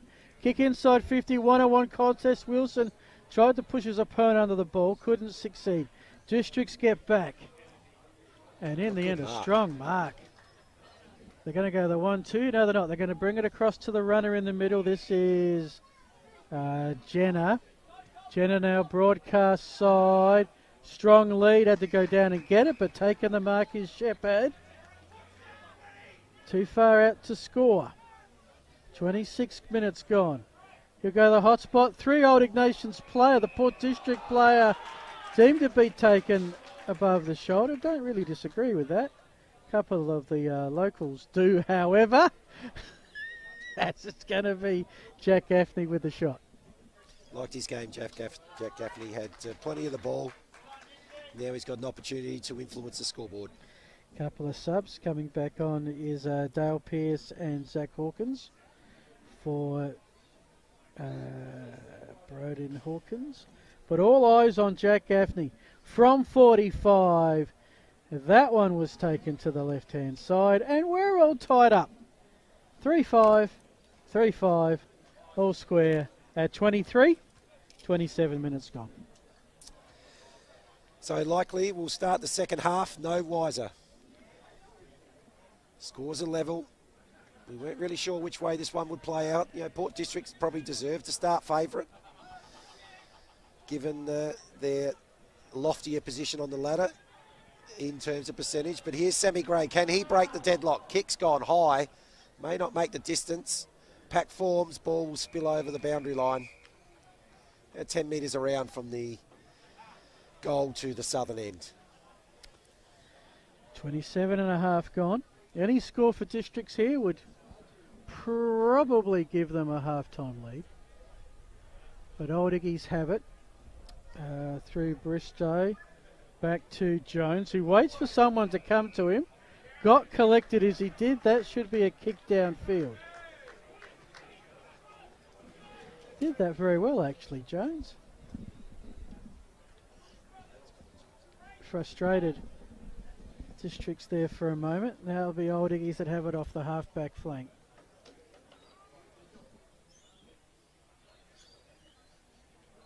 Not particularly decisive about what to do with it. It's gone through a couple of hands. That doesn't help. The hands of McDeal and Ferrari fumbled, and somehow there's a free gone the way of Port Districts. One last chance to go forward in this second quarter. I think so. It looks like it's with Cooper Gaffney. Not sure where to go. Called to play on now, so now he has to go high and long along the outer side. Gets it up towards the 50. There is the siren. And it's a stalemate. 3-5, 3-5. Well, the goal scorers thus far, James Batty with 2 for Port District, Jason Iskus with 1. 3 single goal scorers for Old Ignatians, Dylan McNeil, Christian Rook, and Edward Shaw. You're with Phil Herden and Vince Cosme and the Filming Footy crew. We will take a break, come back and give you some scores around the ground and some analysis. This is the Adelaide Footy League, thanks to Filming Footy. Welcome back, folks. Karen Rolton Oval. Thanks to Filming Footy, this is the Buddy Bet Division 1 of the Adelaide Footy League, and we're having some fun with the scoreboard here. At half-time, we left you, it was all tied at 3-5 apiece. Someone on the scoreboard's added a point, and they've been asked to take that point off of Old Ignatians. Nice trick if you can get away with it. I suspect. Earlier today in the Seas, Port District 1 don't have a score or margin, but can tell you in the reserves, it was Old Ignatians by 40 points, 11-9-75. Port District 5-5-35, and the scoreboard has been rectified. That we're now even again, and poor Vince, that liquid paper is getting quite a workout. A double correction. The correction that never was. Thanks to Sip and Save, that scoreboard. Looks like I might have had a few drinks early. 1 hour delivery, 7 days a week. Going around the grounds, thanks to Sip and Save. Prince Alfred 7-7-49. Glenunga 6 behinds. 43-point halftime lead to Prince Alfred. Might be normal transmission resumed there. And a tight one at Pertaringa Oval. Teacher Gully 8-4, that's 52. Brighton 8-5, that's 53. That's the Bombers by 1 point. Still waiting updates from Payneham Norwood Union St Peters and Goodwood Saints Ross Trevor. When they come in, we'll let you know. Vince Cosmo, your thoughts on the first half? So, yeah, very scrappy affair, as we said in the first quarter. Only the 1 goal scored late in that first quarter. We had a couple of bursts in that second quarter. Each team had a two goal and 2 minute burst. I still think Port District seem to be in control of the game, but they're not in control of the scoreboard. No. So, and we saw when Old Ignatians got a little bit of a run on, they can score goals quickly when needed. 3 individual scorers for the Wolves, Dylan McNeil, Christian Rook and Edward Shaw. James Batty, a target, 2 goals 2 thus far. Nishka's the other goal scorer. The sponsors today want to thank Jason and the bannercrew.com.au, match day sponsor. Buddy Bet, sponsor of Division 1. Sip and Save scoreboard and around the grounds, 1 hour delivery, 7 days a week. A couple that we're not going to mention a lot today, the Wakefield Sports Clinic Interchange and Police Credit Union Boundary Rider, because it's just the Vince and Phil show with the commentary today. O'Connell's Meat Central Market Stats, and you'll see plenty of the Simon Black Academy replay. The other sponsors, Roll the Dice, Archie Sandals, Sports Interactive, Dartfish, Filming Footy, New Balance, Powerade and the Moseley Bar and Kitchen. Speaking of some of those, Vince, we do have some post-match awards to work out. New Balance Best on Ground, $100 New Balance voucher and the Dartfish Beanie. If you had to give it now, where you'd be leaning? Well, in a tight game? A tight game, it's always hard. What I've seen, it's because obviously when you're writing some notes, it seems to be easier for me to pick out players from Port Districts than to pick out players from Old Ignatians in the first half. I mean, I mentioned early in the second quarter, I should say. I thought that Jason Niskelhus was best on ground to that point, but Jack Gaffney really caught my eye in that second quarter, got an absolute stack of the ball, and actually helped them actually get some scoreboard momentum to reflect on what they probably had as a bit of dominance in general play. With the Old Ignatians, the Wolves, Abbott has been busy. Will Abbott, through the midfield. De Prince on top in ruck, no surprise there. Brad Jones has been lively up forward. Hasn't really had an impact as much as he has in previous weeks yet. So a few names there, but again, a little bit harder to find them for Old Ignatians. Conditions, we started at 21, we're down to about 20 now. I think it's going to get pretty cool pretty quickly now. The breeze has switched a little bit. It's now a straight westerly, just checking a flag up the hill at Macca's. It's blowing straight across the ground, not favouring either side. So should mean we'll have a pretty even game of footy coming up. Part of the Buddy Bet Division 1, round 6 of 18. Probably the biggest footy games in town this afternoon, given there's no Sandful They got the state game in Perth correct. this weekend. So you're with Phil Herden and your caller for the third quarter, Vince Cosme. Rightio. So, what's going to happen in this half? Will we break the deadlock? Up it goes, bit of scrap around. Oh, the Prince gets down low, goes it, picks up the handball. Well played, couple of handballs. Now comes out to Brunoli. He now spills it, applies the tackle. Umpire will come in, we'll have a secondary bounce. So that actually went about 20 metres scrubbling along the ground to one side. Scrambled 15 metres one way and 15 metres back. And excellent. What a fantastic piece of ruck work that was. And that could actually result in a free kick to Old Ignatians. It does. That was a magnificent tap by the Prince there, straight over the back of his head to a player that was at full pace. That was Rook, a player who will know what to do with a tap like that. Yeah, and quick kick in the forward line, one-on-one, defender under pressure there in Millman, results in, defender under pressure, and now I think giving there away was 25. I don't think he was too happy with the free kick in the first place. So Brad Jones will hit the scoreboard. He'll probably hit the shed out the back there. That ended up being all too easy. A free kick and then the 25 given away. And Old Ignatians have opened their account, as has Brad Jones for this afternoon. That is his first goal. So 1 minute in and we've broken the deadlock there. That's a goal to Old Ignatians on the back of just that's fascination for the game for me is tap outs to advantage. I just love them when you see how something works. Just the way that was synchronised and the way those two went together there, De Prince and Rook, and suddenly the ball was inside 50. Well, let's see what he can do this time. Just time to tap down in front. Cooper Gaffney had it and lost it. Old Iggies have picked it up in the one motion, the kick inside 50 again. Districts lead the race for the ball. Almost thought he picked it up and tried to dribble it. Nick Horgan, wrong sport for that. Ricocheted off his body out of bounds. Thrown in front of the scoreboard here, which hasn't updated to show the Old Iggy's goal. So it's not best on ground. I reckon they might be looking for a new scoreboard operator by day's end. De Prince took it, handballed it. Back in the day, that would have been holding the ball, but he did dispose of it. Rooks kicked it forward. Districts on the rebound. A beautiful evasion of Rook by Sammy Gray, but picked up by Kennedy, and Old Iggy's will load again. Straight into the middle of the ground. Comes back to Bristow. Bristow decides to go out wide, has a player out there, has two players out there in fact. They can raffle it. Ends up now with Armfield. Armfield's kick inside 50. It's a good kick. I like that. That mark's being taken. Is that Will Ferrari potentially? I'm not quite sure. That actually looked like it had a plan to it. He's kicked into teeth of goal to the top of the square. Punch through. That will go through, not through from behind. It's actually gone out of bounds right next to the behind post. And we'll have a boundary throw in.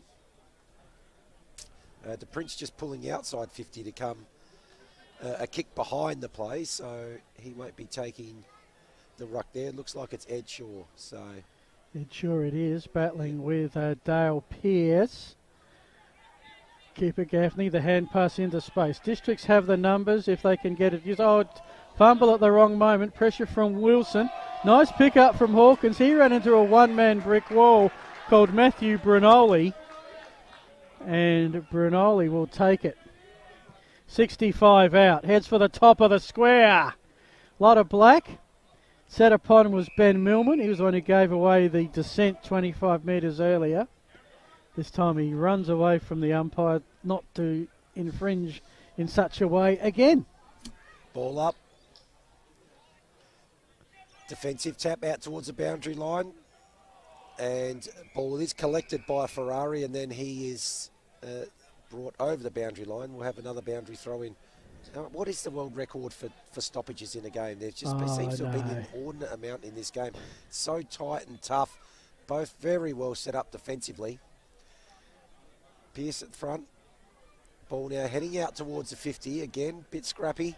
Chance here, string of handballs, and now it's going to, no, it is going to, eventually we're going to have a kick. Now we have a kick. But good mark, defensive mark taken there over the back of Gavin Shepherd.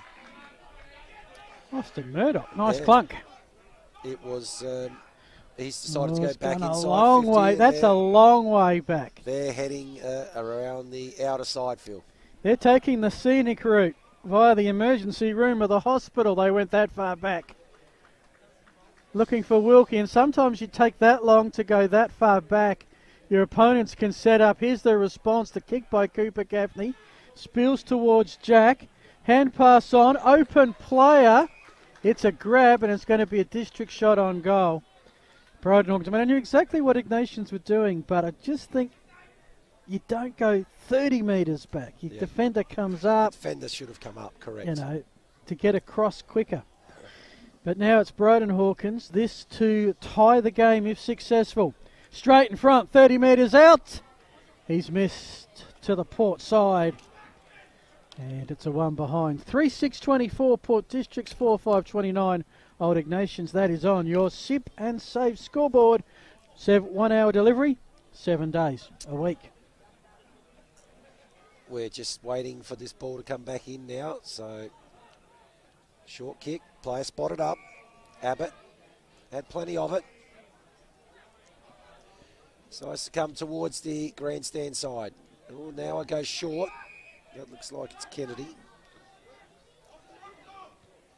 He keeps it nice and spotted. Actually, he's had a man spotted up there, which was Wilson, but it just went over his head.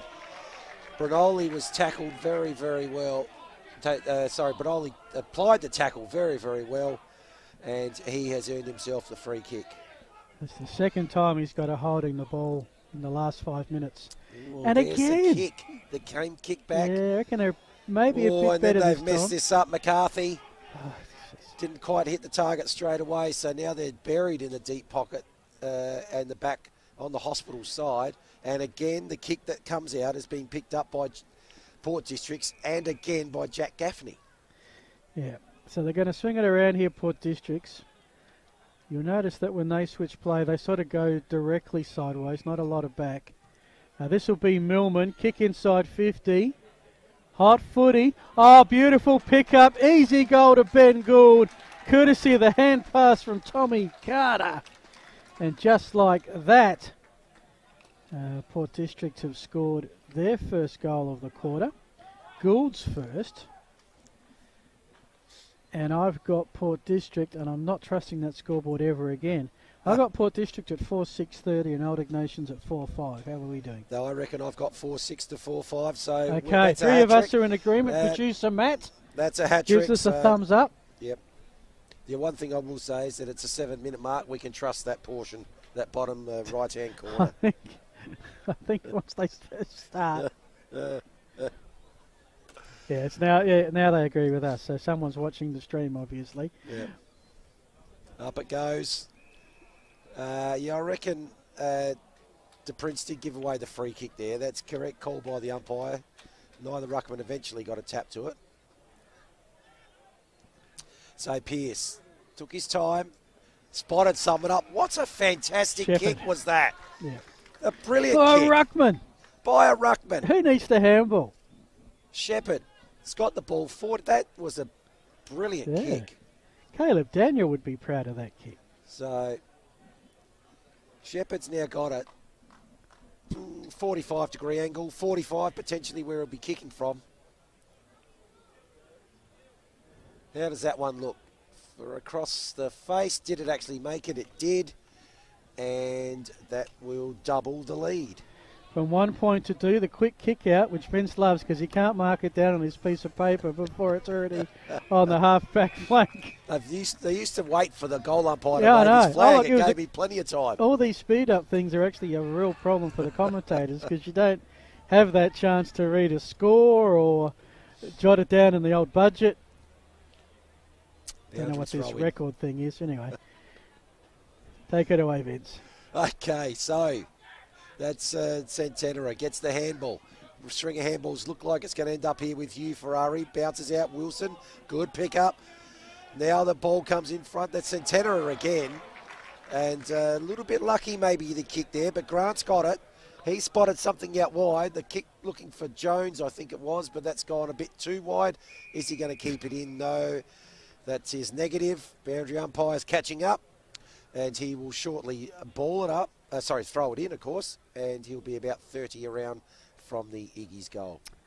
Paddy comes off on the Wakefield Sports Clinic interchange. Most of the players are inside that 50-metre arc, only about 6 Old Ignatians side of the centre circle. 9.5 minutes gone. It's been a close match all day. I think the highest margin got out to about 11 points. Correct. So I had 11, yep.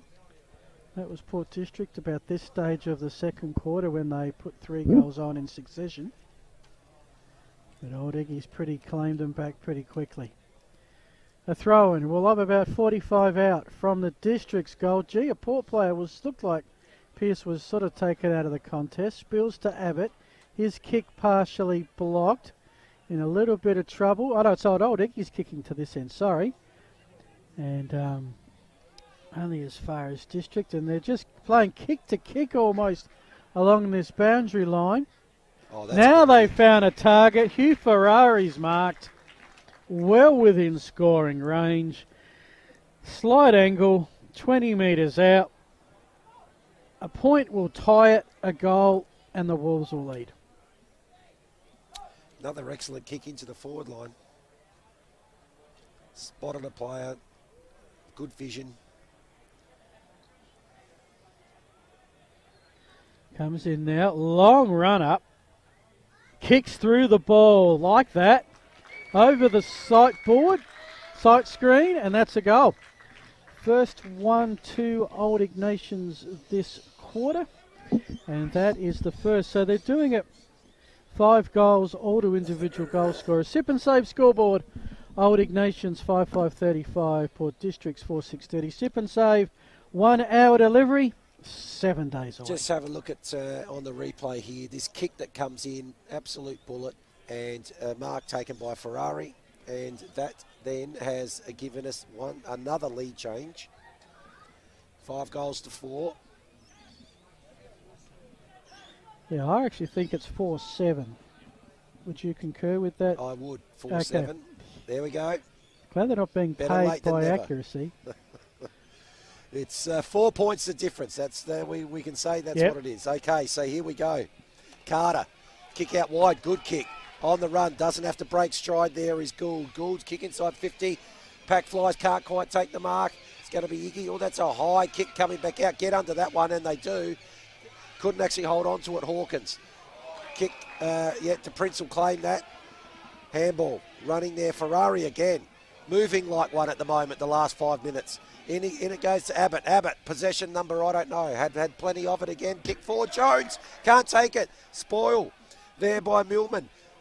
Scrambling in the forward line. They're calling for holding the ball. Umpire's going to come in. In all my years, I've never heard that. Possession number, I don't know. But it's a lot. He's had plenty of it, that's all I know. Okay. At least you're honest. Pearce taps it down. Scramble again just in front of the square. Umpire's calling, holding the ball. We've got to find out who's at the bottom of the pack. It was a Old Ignatians player, and Cooper Gaffney. So goes out towards 50. Kick is just might be in a bit of trouble, but no, they've managed a bit of a lucky kick. Again, here's Jack Gaffney, another one with a bundle of it. I'm not going to try and get his as well. Eventually gets its way here to McKay. McKay, the ruckman. Bit of a hurried kick. Could be intercepted by Abbott again. And another short kick out to the boundary line. Oh, just made it here. And that'll be Bristow. Bristow goes in the middle. Gee, that's nice. A good kick. Good kick in there looking now for Will Ferrari. Will Ferrari gets the ball on. But Sammy Gray's able to pick that up and get the ball out towards Zach Hawkins. Zach Hawkins, is that going to land inside? What's happening there, boundary umpire? Off hands. Off hands. Yeah, that wasn't great off that boot. And I think he's just starting to work out a way to slice through the District's defence with some of those hand passes. Right now, the 4-point lead, halfway through the third quarter, a game where no team has been 2 goals or more in front all day. Probably because we've only had 9 goals in total kick. Sam Gray takes one, ragdolled another, got the hand pass to Hawkins, kick around the body. Gould got a pretty poor bounce. Umpire says, my ball. So the winner of this goes to 4 and 2, guaranteed a share of league leadership. The loser will drop to 3 and 3, even money. As the shadows slowly starting to descend across the ground as the sun makes its way out west. Through some hands. Oh, it was sent an error to Wilson, back to Centenera to go back and collect it. They've worked it through some good hands.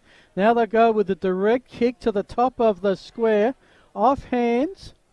Loose ball. Soccer off the ground is good. Is that Grant? I think it might be. Just want to confirm the goal score. I reckon you're correct. He got a bit of a knock, I reckon. Yeah, that's Grant. Yep. His first goal. The 6th for Old Iggy's. All individual goal scorers. And they now have their biggest lead of the afternoon, which is 10 points. So 15 minutes in here. And Iggy's have just opened up a slight lead.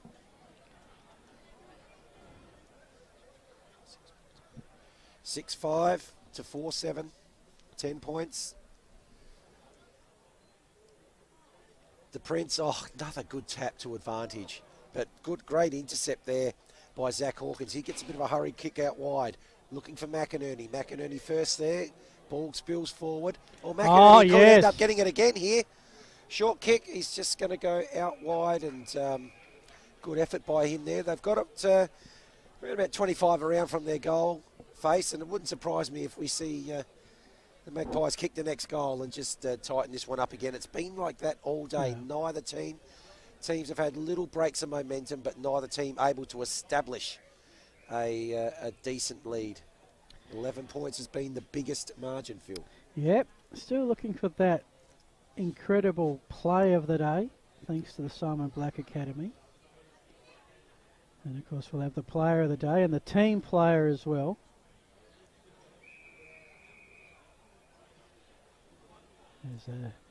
Port District have advanced at about 15 metres. In front of a group there. I think they're district junior players under the tree. A few souvenirs from Macca's. Through some hands. Oh, beautiful intercept by Districts. Back, I think, to McInerney, who started this with the win. To Shepherd, who can clunk him off hands behind. True definition of a rushed behind. So Districts go to 4 goals 8. That's 32. Old Ignatians 6-5-41. Margin back to 9. That kick right down the middle finds Brunoli, who took the mark and then got collected and is going to get a bonus 25 metres. He's a tough nut. He's straight up. Keeper Gaffney, the infringer on that occasion. There's a hard runner on the outer side. Oh, and he can't missed the target. Jack Mason will be a throw-in front of the southeast light tower. But 2 kicks, it's inside Old Ignatians forward 50. Oh, Manson there, he had a panic. He did. The kick just didn't quite hit him. That's a little bit disappointing for the home On those supporters. occasions, if you're going to miss short. Yes. You run into it. Yeah, agreed. The Prince with the tap down to no one in particular. Again, Zach Hawkins has done a body of work this quarter in the stoppages. Now he's got Cooper Gaffney, gets the handball out wide. Over to Jack. Jack again has got the ball to, that'll be little Batty there. Too far out from goal, Batty.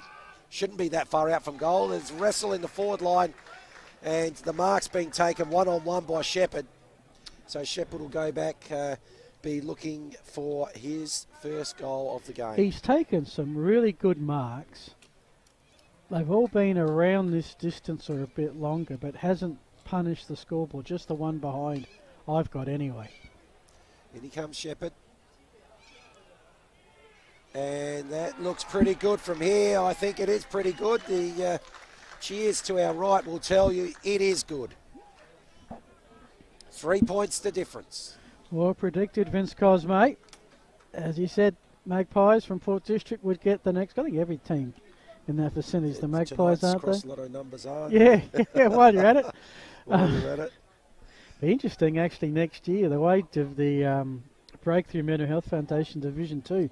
North Haven who are storming through that division at the moment. And straight up from Div 3 too. Straight up from Div 3, if they can get the promotion. A Port District North Haven game. Oh, yes. We're going to be there for that one. We want the first derby next year, absolutely. Up it goes. De Prince gets the tap. This one's going to be picked up there by Abbott again. Possession, I don't know, plus about another 3 since then. It's out on the wing. The kick goes forward. It's going to be marked. There's a player in the middle here. Ferrari chooses not to go that way. Decides to go deeper. And yes, the mark's been taken. Rook. And that's, thank you, Christian Rook there has taken the mark. Right on the far side of the ground. The southeastern pocket, I should say. And he'll be kicking from about 20 metres It's actually the Ferrari pocket. I kid you not, there is a Ferrari dealership right behind him. There is. But it's a Rook, not a Ferrari, and he has missed. So I'm going to quickly get my my dot down. That is their first blemish, we've got to record all of these. We don't trust any other score. No, that's 6-6 to 5-8. I think we're right. I think they're back on track. They've probably been told they weren't going to get paid if they kept up with that performance. Out it comes. Long kick. And a good grab taken by Edward Shaw. We'll send this back from whence it came. We've just ticked into time on. Old Iggy's the Wolves with a 4-point lead. It's going to lob at the top of the square. Rook went down, took a few with him.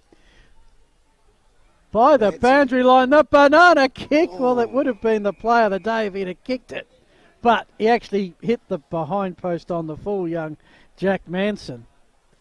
And that won't get you play of the day. Sorry. Unfortunately, Jack, that... but like the idea. Good try. Good try. I suppose if you assess your options and there's nothing on, then you have a go. Well, fair enough. But I suppose it looked to me like a little bit tunnel vision when he picked that up. So the ball will go out again. That's a long, long kick. Probably against the breeze. I reckon that's probably gone at least 60. So good leg. Off the hands of the pack though. Now the opportunity to bring the ball back inside 50. 2-on-1. Can't quite take the mark there, Grant. Ball in dispute, under pressure here. Looks like it might be Ferrari there. And in comes Grant again. Applies the tackle. And that ball go over the boundary line. Dienhoff there gives the ball back to the boundary umpire and we'll have a boundary throw in.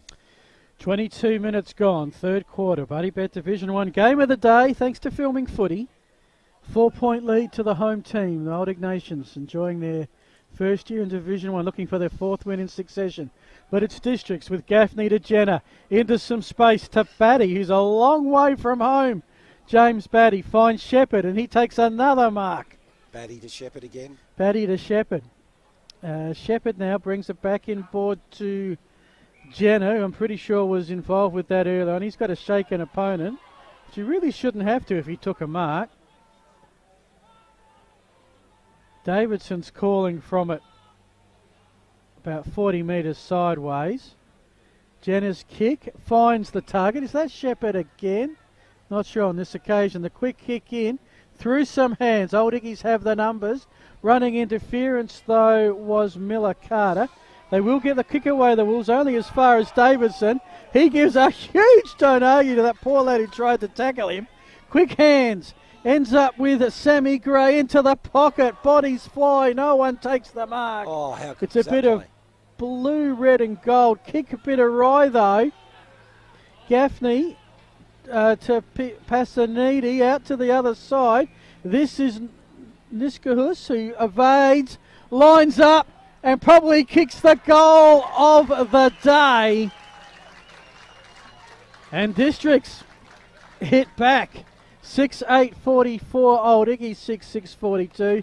Another lead change. And at the 23.5 minute mark of the third quarter, we are none the wiser as who's going to win this footy game. 2 points of difference. Second for Niskasis. And that might be my play of the day as it stands right now.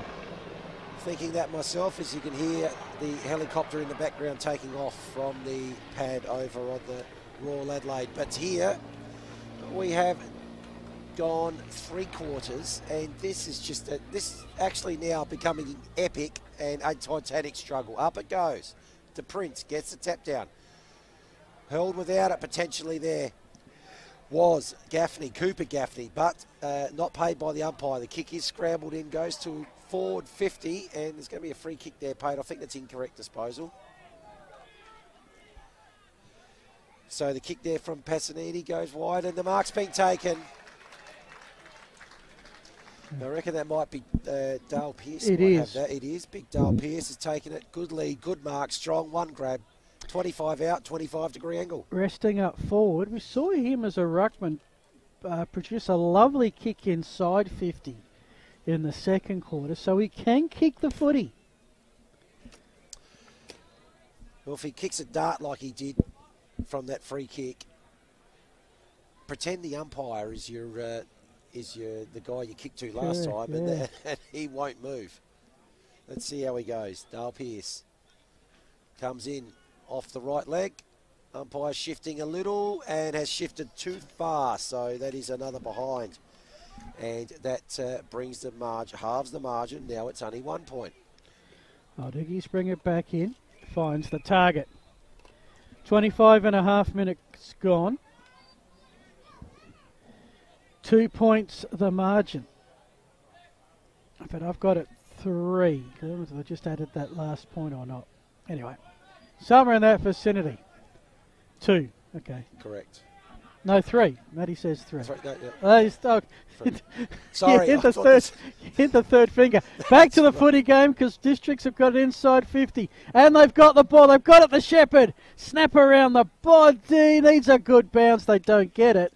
And that is behind number 10 on the day. Shepherd's had a few of those.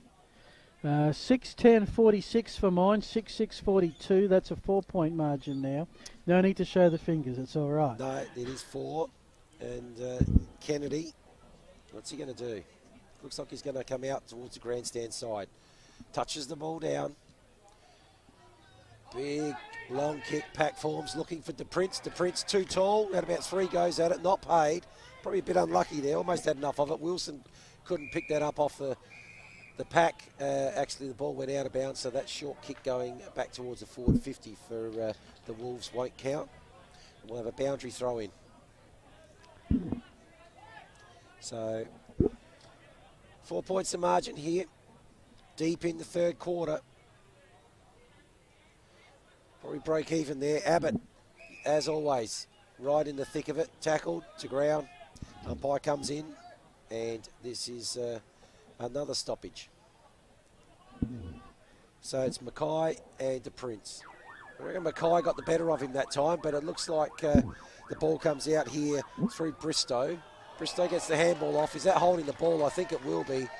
Good tackle applied, and Broden Hawkins has got it. He decides to get it in quickly. 2-fisted pump. Goes out to about 30 from goal. It's going to end up with Batty here. What's he going to do? He's put it straight over the umpire's hat. Front and centre, exactly where you need to be. And that is now a 3rd goal for James Batty. And 9 points, 10 points the margin is now out to. Only 1 off the equal highest margin. 28 minutes. Yeah, this quarter, it's been interesting. Old Ignatians, it's been 9 scoring shots to 3 in favour of Port District, but they've kicked 4 goals, 5. Old Ignatians, 3 goals. So what was a 5-point Old Ignatian lead at quarter time, tied at half time, right now at the 28-minute mark is a 10-point District lead. They've kicked, I think, the last 3, possibly 4 goals. I reckon the last 3 goals of the contest. Yep. All right, so we go forward again, Old Ignatians. They need a late one just to keep it close at 3-quarter time. As Vince Cosme said, this is one of the larger margins we've seen. The second time Districts have got it into double figures. And it's a ball up, 49 metres out. Abbott, hand pass across. They're working within an inch of that boundary line through a couple of hands. They ran under the ball, did Grant. And there is your siren. 3/4 time at Karen Rolton. A good time on period for Port District, where they've kicked the last 3 goals of the game, converted a deficit into a 10-point lead very quickly. The main goal scorers for District, Batty with 3, Niskahus with 2. All single goal scorers for Old Ignatians. It is 3/4 time. We'll be back after the break. This is the Adelaide Footy League, thanks to Filming Footy.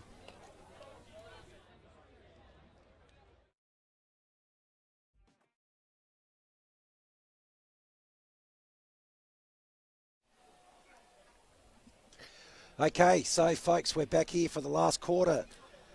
10 points the margin, 7-10, 52 the Magpies, the Wolves 6-6, 42. Phil Hurden, who's going to win this game? Well, you'd always back the team in front, Port District. In theory, they're going to the scoring end, although they proved that wrong in the third quarter, kicking 4 goals to the non-scoring end. Thanks to Sip and Save, some scores around the ground. Don't have any update from Prince Alfred Galanunga. Last time we checked, it was Prince's by over 40 points. Do have one from Pertaringa Oval, 3/4 time there. Teacher Gully 12-8, 80. Brighton 10-9, 69, 11 points the margin. So, based on that sample of 3, we've got the close one. Who will be league leaders at day's end? We're here for the final quarter, and you're with Vince Cosme. Thank you, Phil Hurden. They're going to go up again. De Prince not starting in the ruck, and that means that Dale Pearce takes advantage, gets a clear tap, and mopped up by, that looked like Ferrari, but he was tackled and tackled well. And the first foray into an attack in this last quarter goes with the Magpies. Good long kick in 50. Big fly there by Shepherd. Couldn't take the mark. Over the back. Oh, the shot there from Hawkins smothered. And that has gone out of bounds just next to the behind post. And we will have our first of potentially, again, many boundary throw-ins. Not a bad result for Districts. Down there in, gives them a chance here. A goal would make it the biggest lead of the match. Spills to Shepherd. His snap is smothered. Ain't coming out of there. And will be a ball up 15 metres directly in front of the District's goals. They're going to the right of your screen. Old Ignatians going to the left. The hospital end for this quarter. Strong tackle. And I was deemed too strong. Jack Gaffney ruled to have slammed down or sling down his opponent. Old Ignatians' first touch. Looking a little indecisive. Most teams have played on and been pretty bold in their movement today. That one sinks. Cooper Gaffney takes the mark, and it's about to send Districts back into attack. That's a bit too indecisive, but that is not indecisive at all. Cooper Gaffney spotted one up. Hawkins in the pocket. Hit him up. Mark's been taken. First shot on goal.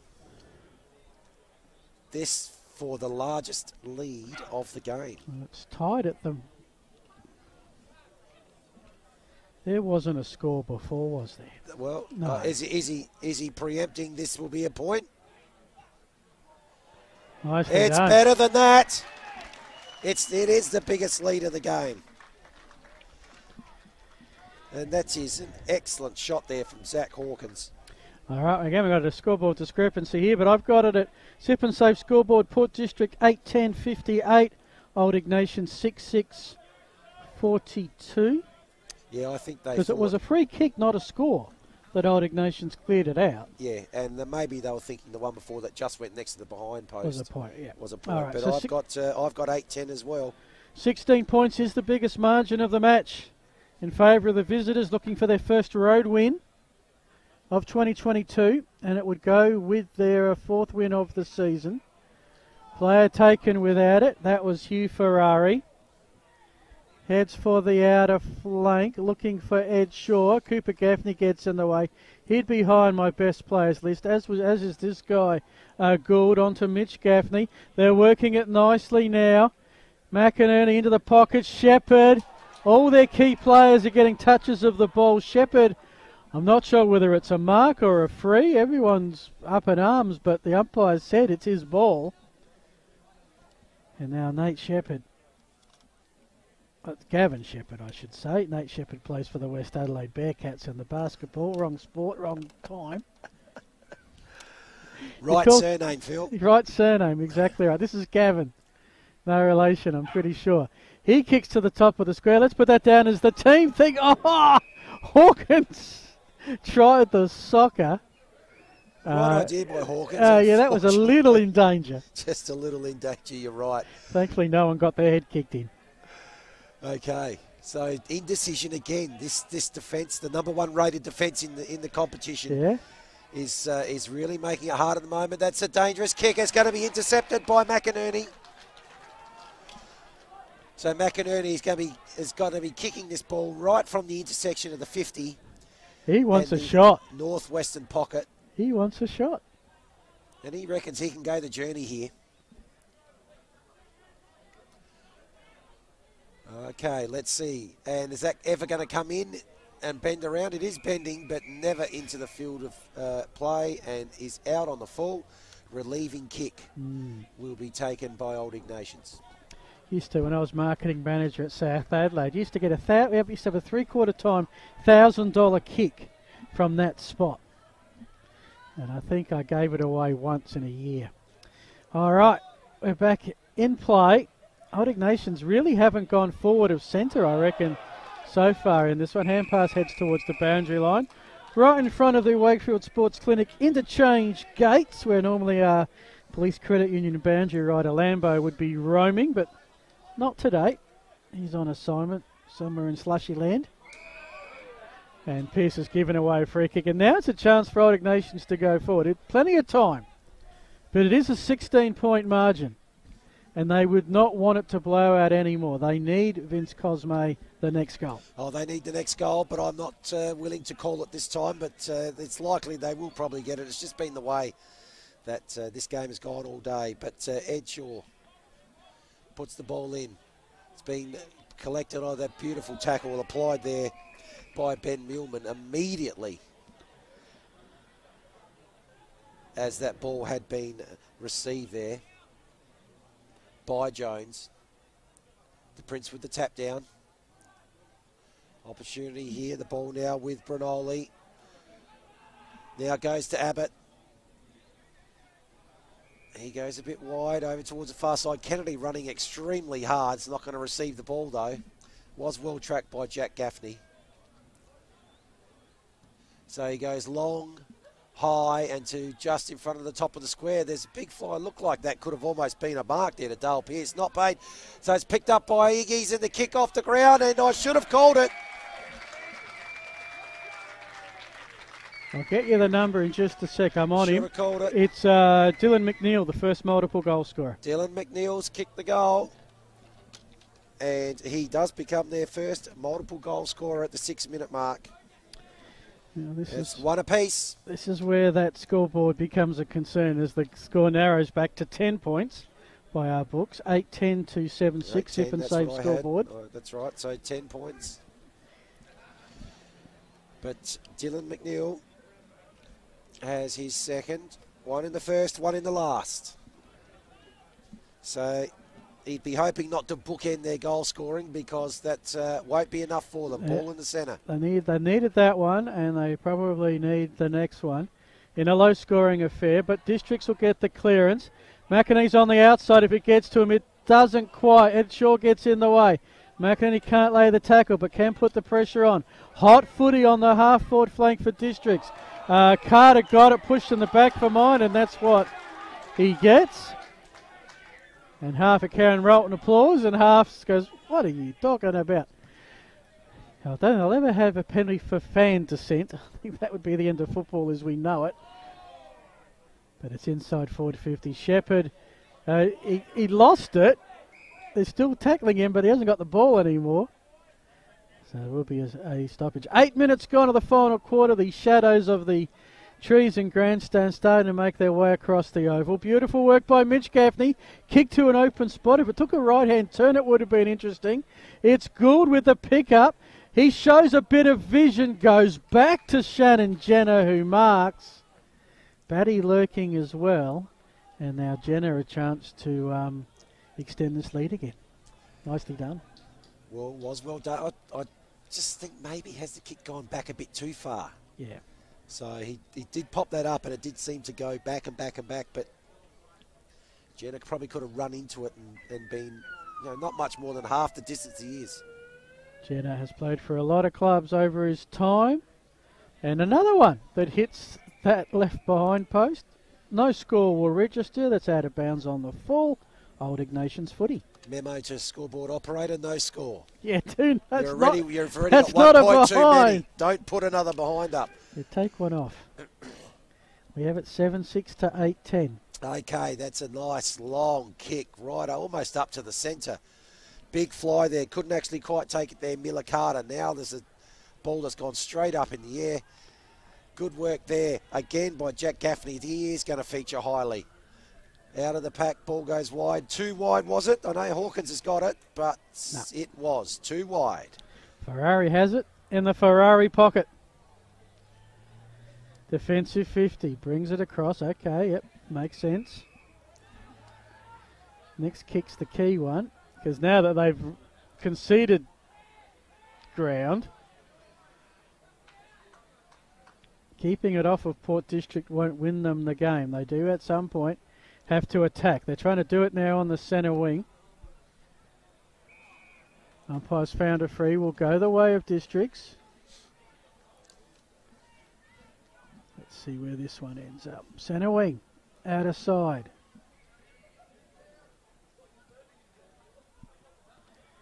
Long kick inside 50, strong mark. That was Jenner who had the free kick.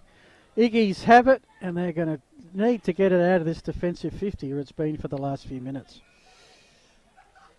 Kick's going to come out wide. Looks like a pretty good kick. It is. Excellent kick. Abbott's got it.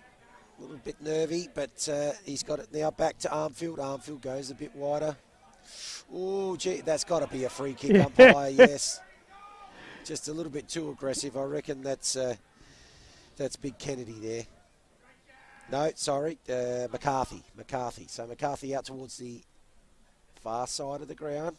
Ball on the ground. Oh, that's a good pickup. Out to wide, Wilson's there. Oh, gee, that could have been a collision there, but it's picked up here, and it comes back to Cooper Gaffney for Port Districts. He tends to go to the wing, and it's a good kick. Finds Mitchell. Gaffney. So we've got Mitchell, Jack, and Cooper in the Gaffney group today. Mitchell Gaffney, his kick goes high, inside 50, pack. Oh, one arm up by Murdoch was enough to bring the ball to ground. Quick snap there by Gould into the pocket, bouncing, rolling. Ooh, geez, just to the wrong side of the post. Extends the margin to 11 points. 11 minutes gone, so time is not yet the issue. It's within 2 goals. That's a huge kick towards the centre. Districts have some numbers, are going to send it back. It was Jenner to Gray, to the top of the square. Shepherd needs a runner. No one really providing. The hand pass to no one in particular. So, hey, I'll hand pass it to a defender and hope they get tackled and give it up holding the ball. Didn't quite work. Ball up, 30 metres out. 12 minutes gone. Umpire throws it up and lets the players go to work. Hawkins tries to run onto it. That's Zach Hawkins. He's copped a high one there. It looked like Murdoch. It's going to be Iggy's with advantage paid coming out in the Grant direction. It is. So ball right in front of us here. Grant, was he hit high? No. Standing over the top of him, Gaffney. Now they're calling for holding the ball. Geez, a little bit unlucky there. I see the reasoning for the free kick. I thought he might have missed one a little bit earlier than that. But Cooper Gaffney's got it. Kick inside 50. Pack forms. Off hands. Comes back out. Might bounce out of play here. Umpire has called it out. I think McInerney might beg to differ slightly. It looked like he pushed it down on the line. But maybe just preempted a bounce that didn't happen. I don't know. Boundary umpire had the best view. Shouldn't contradict it. Might get a 50. Pierce taps it down. First one there. He's done a power of work out, but I think he's definitely been their best player in terms of possessions. Gray. Good handball, Sammy Gray. Kick to Niskols. Niskols deep inside 50. Bouncing in the square. First one there is going to be Kennedy. Kennedy picks it up. Got a bit of time. Where's he going to go? He's gone the top. Well, he really He's had no gone the option. top. No real option. But Two it to was one two on one. Gaffney's got it. Gets the handball off. Short pass. And it's with Zach Hawkins. Probably too far out. What do you think, Phil? Yeah, I looked at field to see where he had, and he had two Districts players who worked it beautifully in tandem. And Gaffney's really been, here he is, Cooper Gaffney has come up. He's done so well setting things up for Districts today. On that occasion, the kick did let him down, and Old Iggy's have it. But it has been in this half of the field dead set for the last 6-7 minutes, ever since Old Ignatians kicked that last goal to bring it to within 10 points, now out to 11. I'm just trying to think if they've even had an inside 50, Iggy, since they kicked that last goal. I don't think they have. It's been locked. I reckon there was a little battle just their side of centre wing on the other side, and that's been about it. Every time they've got, wherever Cooper Gaffney is, that's as far as they've got. They're going with a long kick here. Who's front and square? It's a very quick back by Districts, but a mark taken by Wilkie. Now they've got a chance. Taking them on and winning. Here's the kick inside 50. That was by Wilkie from Bristol earlier. Sorry, Brunoli on the edge of 50. Heads for home. Old Iggy's player goes down. Did he play for the free? Whatever, he didn't get it. Out to Cooper Gaffney. And Districts will rebound off defence. Okay, so eventually the small kick comes out. Haven't quite reached the centre square yet. Chipping around again. Just not one too many, Phil. That's what I want to see. Not one. It seems they've done that a bit. They've just gone one too many. So they've decided this time to go longer, deeper, almost up towards their forward 50 and wide. Ball's going to beat Mitchell Gaffney over the boundary line. We'll have a boundary throw in. Half forward, City side, 10 points the difference. Low scoring quarter thus far. District have kicked 1-1. Old Iggy's one straight. Just the 2 goals, one in totality in the first 15 and a half minutes of this final quarter. From the tap. That's good work at ground level by Passaniti, who looked to be shaken, not stirred a little bit earlier. This is Jack Gaffney, tackled, got the hand pass away, kick towards a danger area for Old Iggy's. That's a grab, that's a clunk. Who's got it? Shepherd. He has been picking it from everywhere, and he responds by missing. Oh, dearie. Oh, my goodness. I was just about to say... Gavin Shepherd. He has been so good with the marks. You'd hope there was a prize there for him. But deserved. I don't know what. Oh, I reckon he just kicked himself out of the running with that one. That almost would have been the sealer, but not to be. It's a 2-goal game. Okay, Iggy's. Now time is starting to become an issue. Largest margin of the game. Ball on centre wing. Opportunity here for him to go forward. String of handballs. Chaos kick almost towards forward 50. Intercepted by Nick Organ. It's been good back there, Nick Organ. Half back.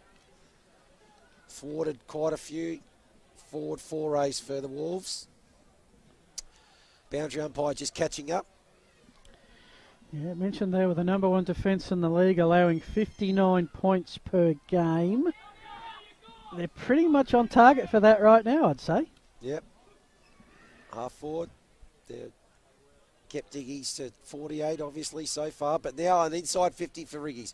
Deep kick. Fly. Geez, 2 Port District players. Ooh, oh, gee, that's great. got to be a high kick. Yeah. And very upset and understanding that was the case there. Ben Millman. But Grant's going to have it. Ben Millman not happy. He's a bit of an angry ant, Ben Millman. This time not happy at himself. He can't really complain too much this time. Huge kick, this one. Yeah, they all start becoming bigger and bigger now. Oh, yes. Surely. After a couple of misses at the other end, can Dominic Grant make them pay? You betcha! It's a kick in it.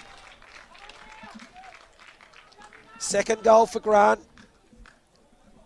Halfway through the third quarter now. Well, a little bit over halfway through the last quarter.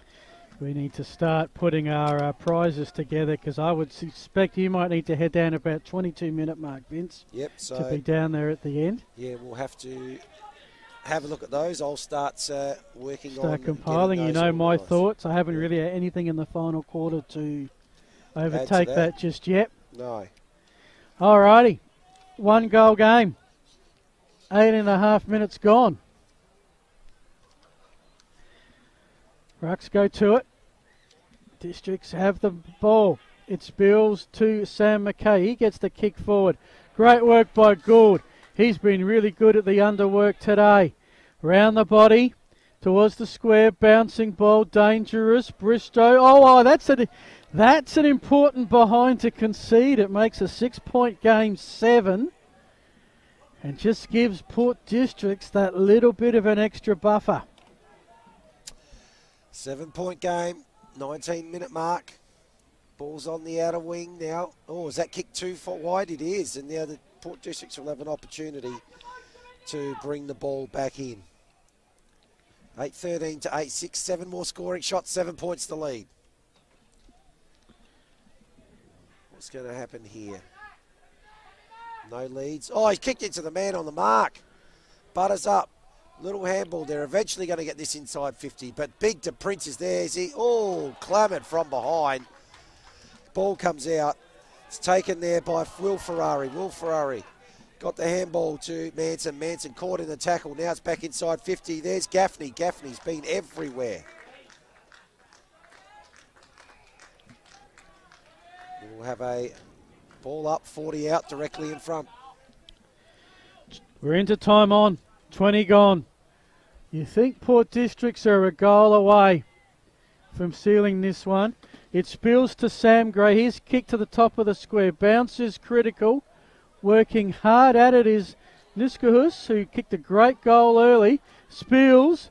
The kick. Oh, it's a grab on the boundary line. Was it touch? No. The kick from Passaniti has found a black jumper. And it is Shepherd, Gavin Shepherd, who before had a gimme goal that he stuffed up, for want of a better term. I have a feeling he's going to take all the time in the world with this one. 1 goal, 3 on the day from the goal square. And I reckon there's your sealer. Shepherd has his second. District has its 10th. It's a 13-point lead. 10-13, 73. Actually, correction, 9-13, 67 to 8-6, 54.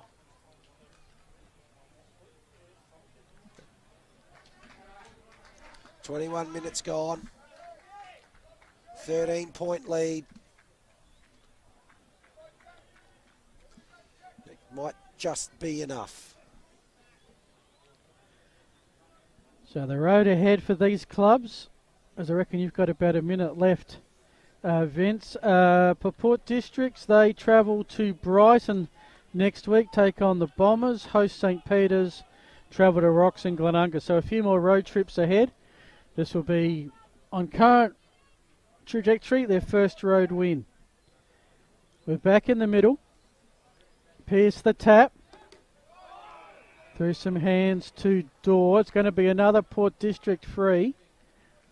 Will go the way of Shannon Jenner, who's been one of the players that's got better as the game goes along. To Hawkins. Broadcast side of the centre square. 22 minutes gone. Finds Niskahus. And you can see now, time is their friend. He'll kick into the pocket.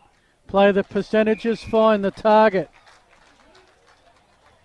And this occasion it's Tommy Carter. Carter, he wants to win the $1,000. He's going to take the shot from the the Panther pocket. The Panther pocket in front of the Jimmy Dean grandstand down at Noarlunga. This one, and I better head down, I reckon. All right, Carter comes in. Not a bad kick. Will fall short and snap. Oh! No. And not the greatest place you want to have an area. It's a behind. It all probably makes a difference now.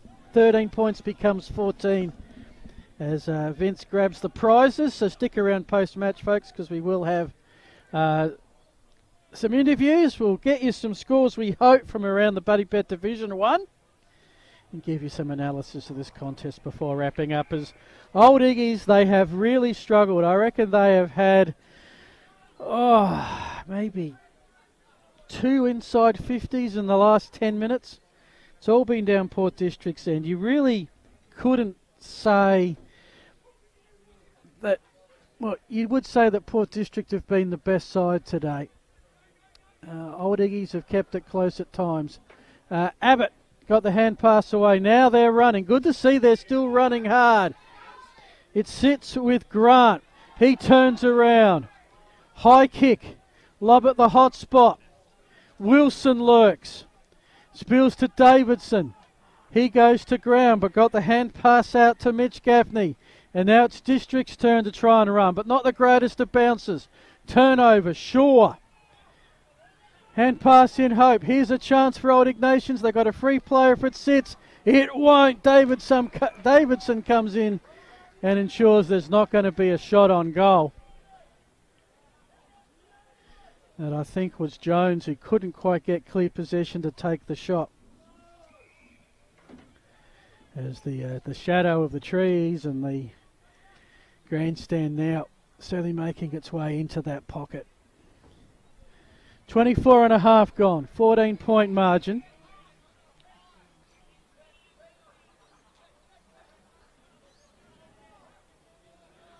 All Districts now.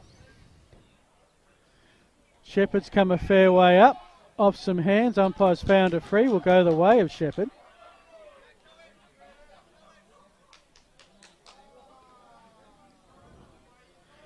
Who I reckon is going to get cramp about now.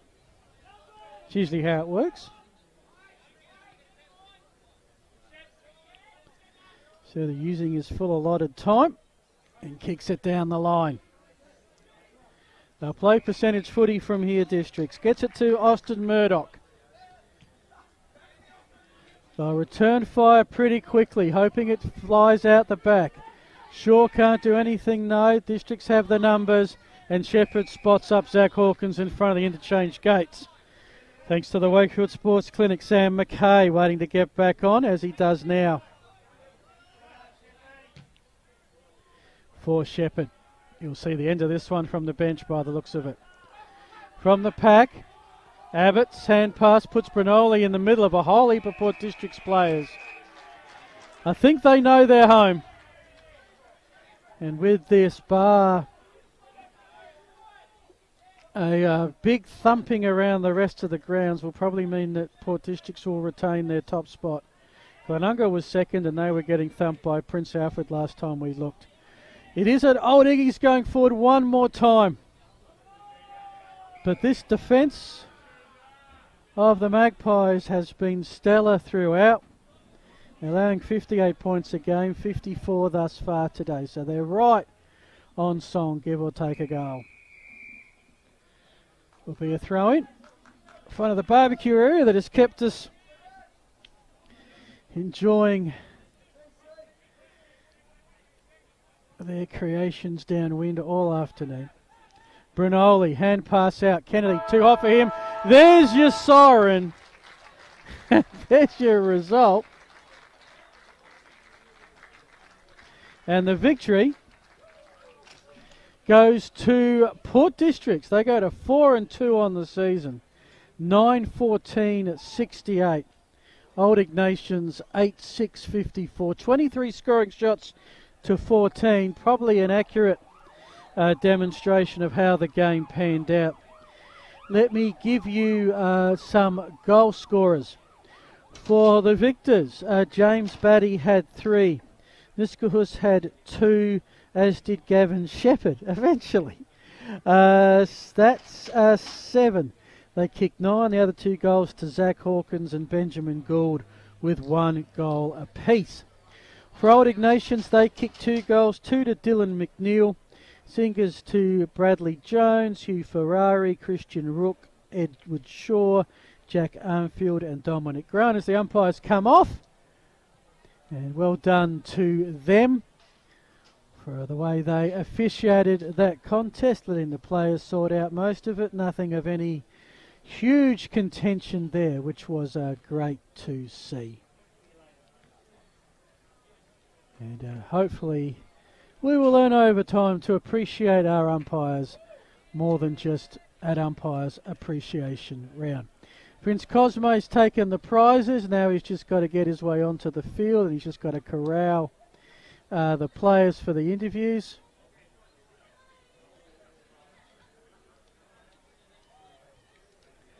As no interviews? Okay. All right. So, folks, no interviews. Vince is just going to give out the prizes. So, he's got the list of who won, so I can't even tell you that. But okay. I do know that as far as the Simon Black Player of the Day, that went to Jason. This was for a great running goal in the third quarter that gave Port District a lead. I'm not sure if they actually conceded from there. It was Old Ignatians by 5 points at quarter time, all tied up at half time. Port District by 10 points at three-quarter time. And in that final quarter, Port District kicked 2 goals for. Old Ignatians kept in the contest, kicking 2 goals without a miss.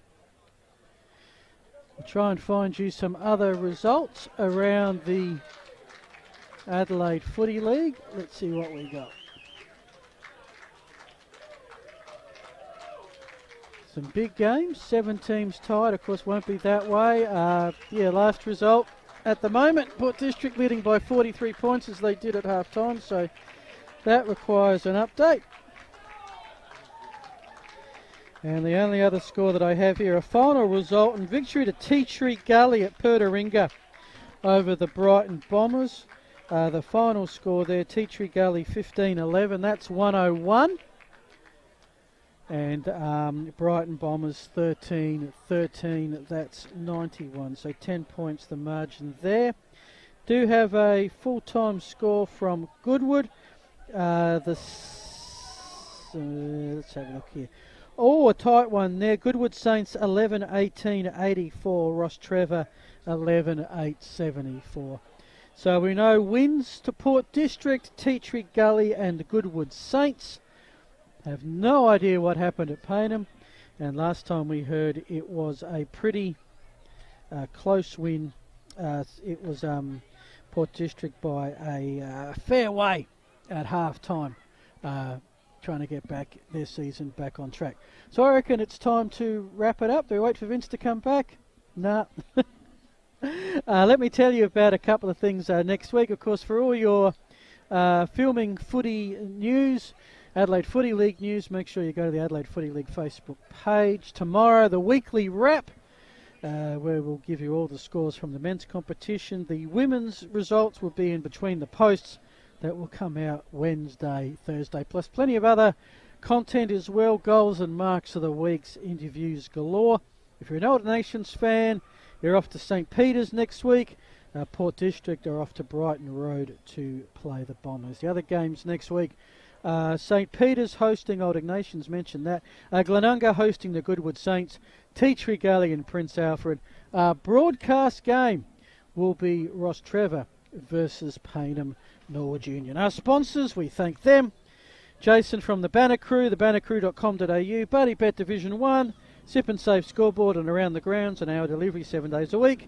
Wakefield Sports Clinic, Police Credit Union, O'Connell's Meat Central Market, Summer Black Academy, Roll the Dice, Archie Sandal, Sports Interactive, Dartfish, Filming Footy, New Balance, Powerade, Moseley, Bar and Kitchen.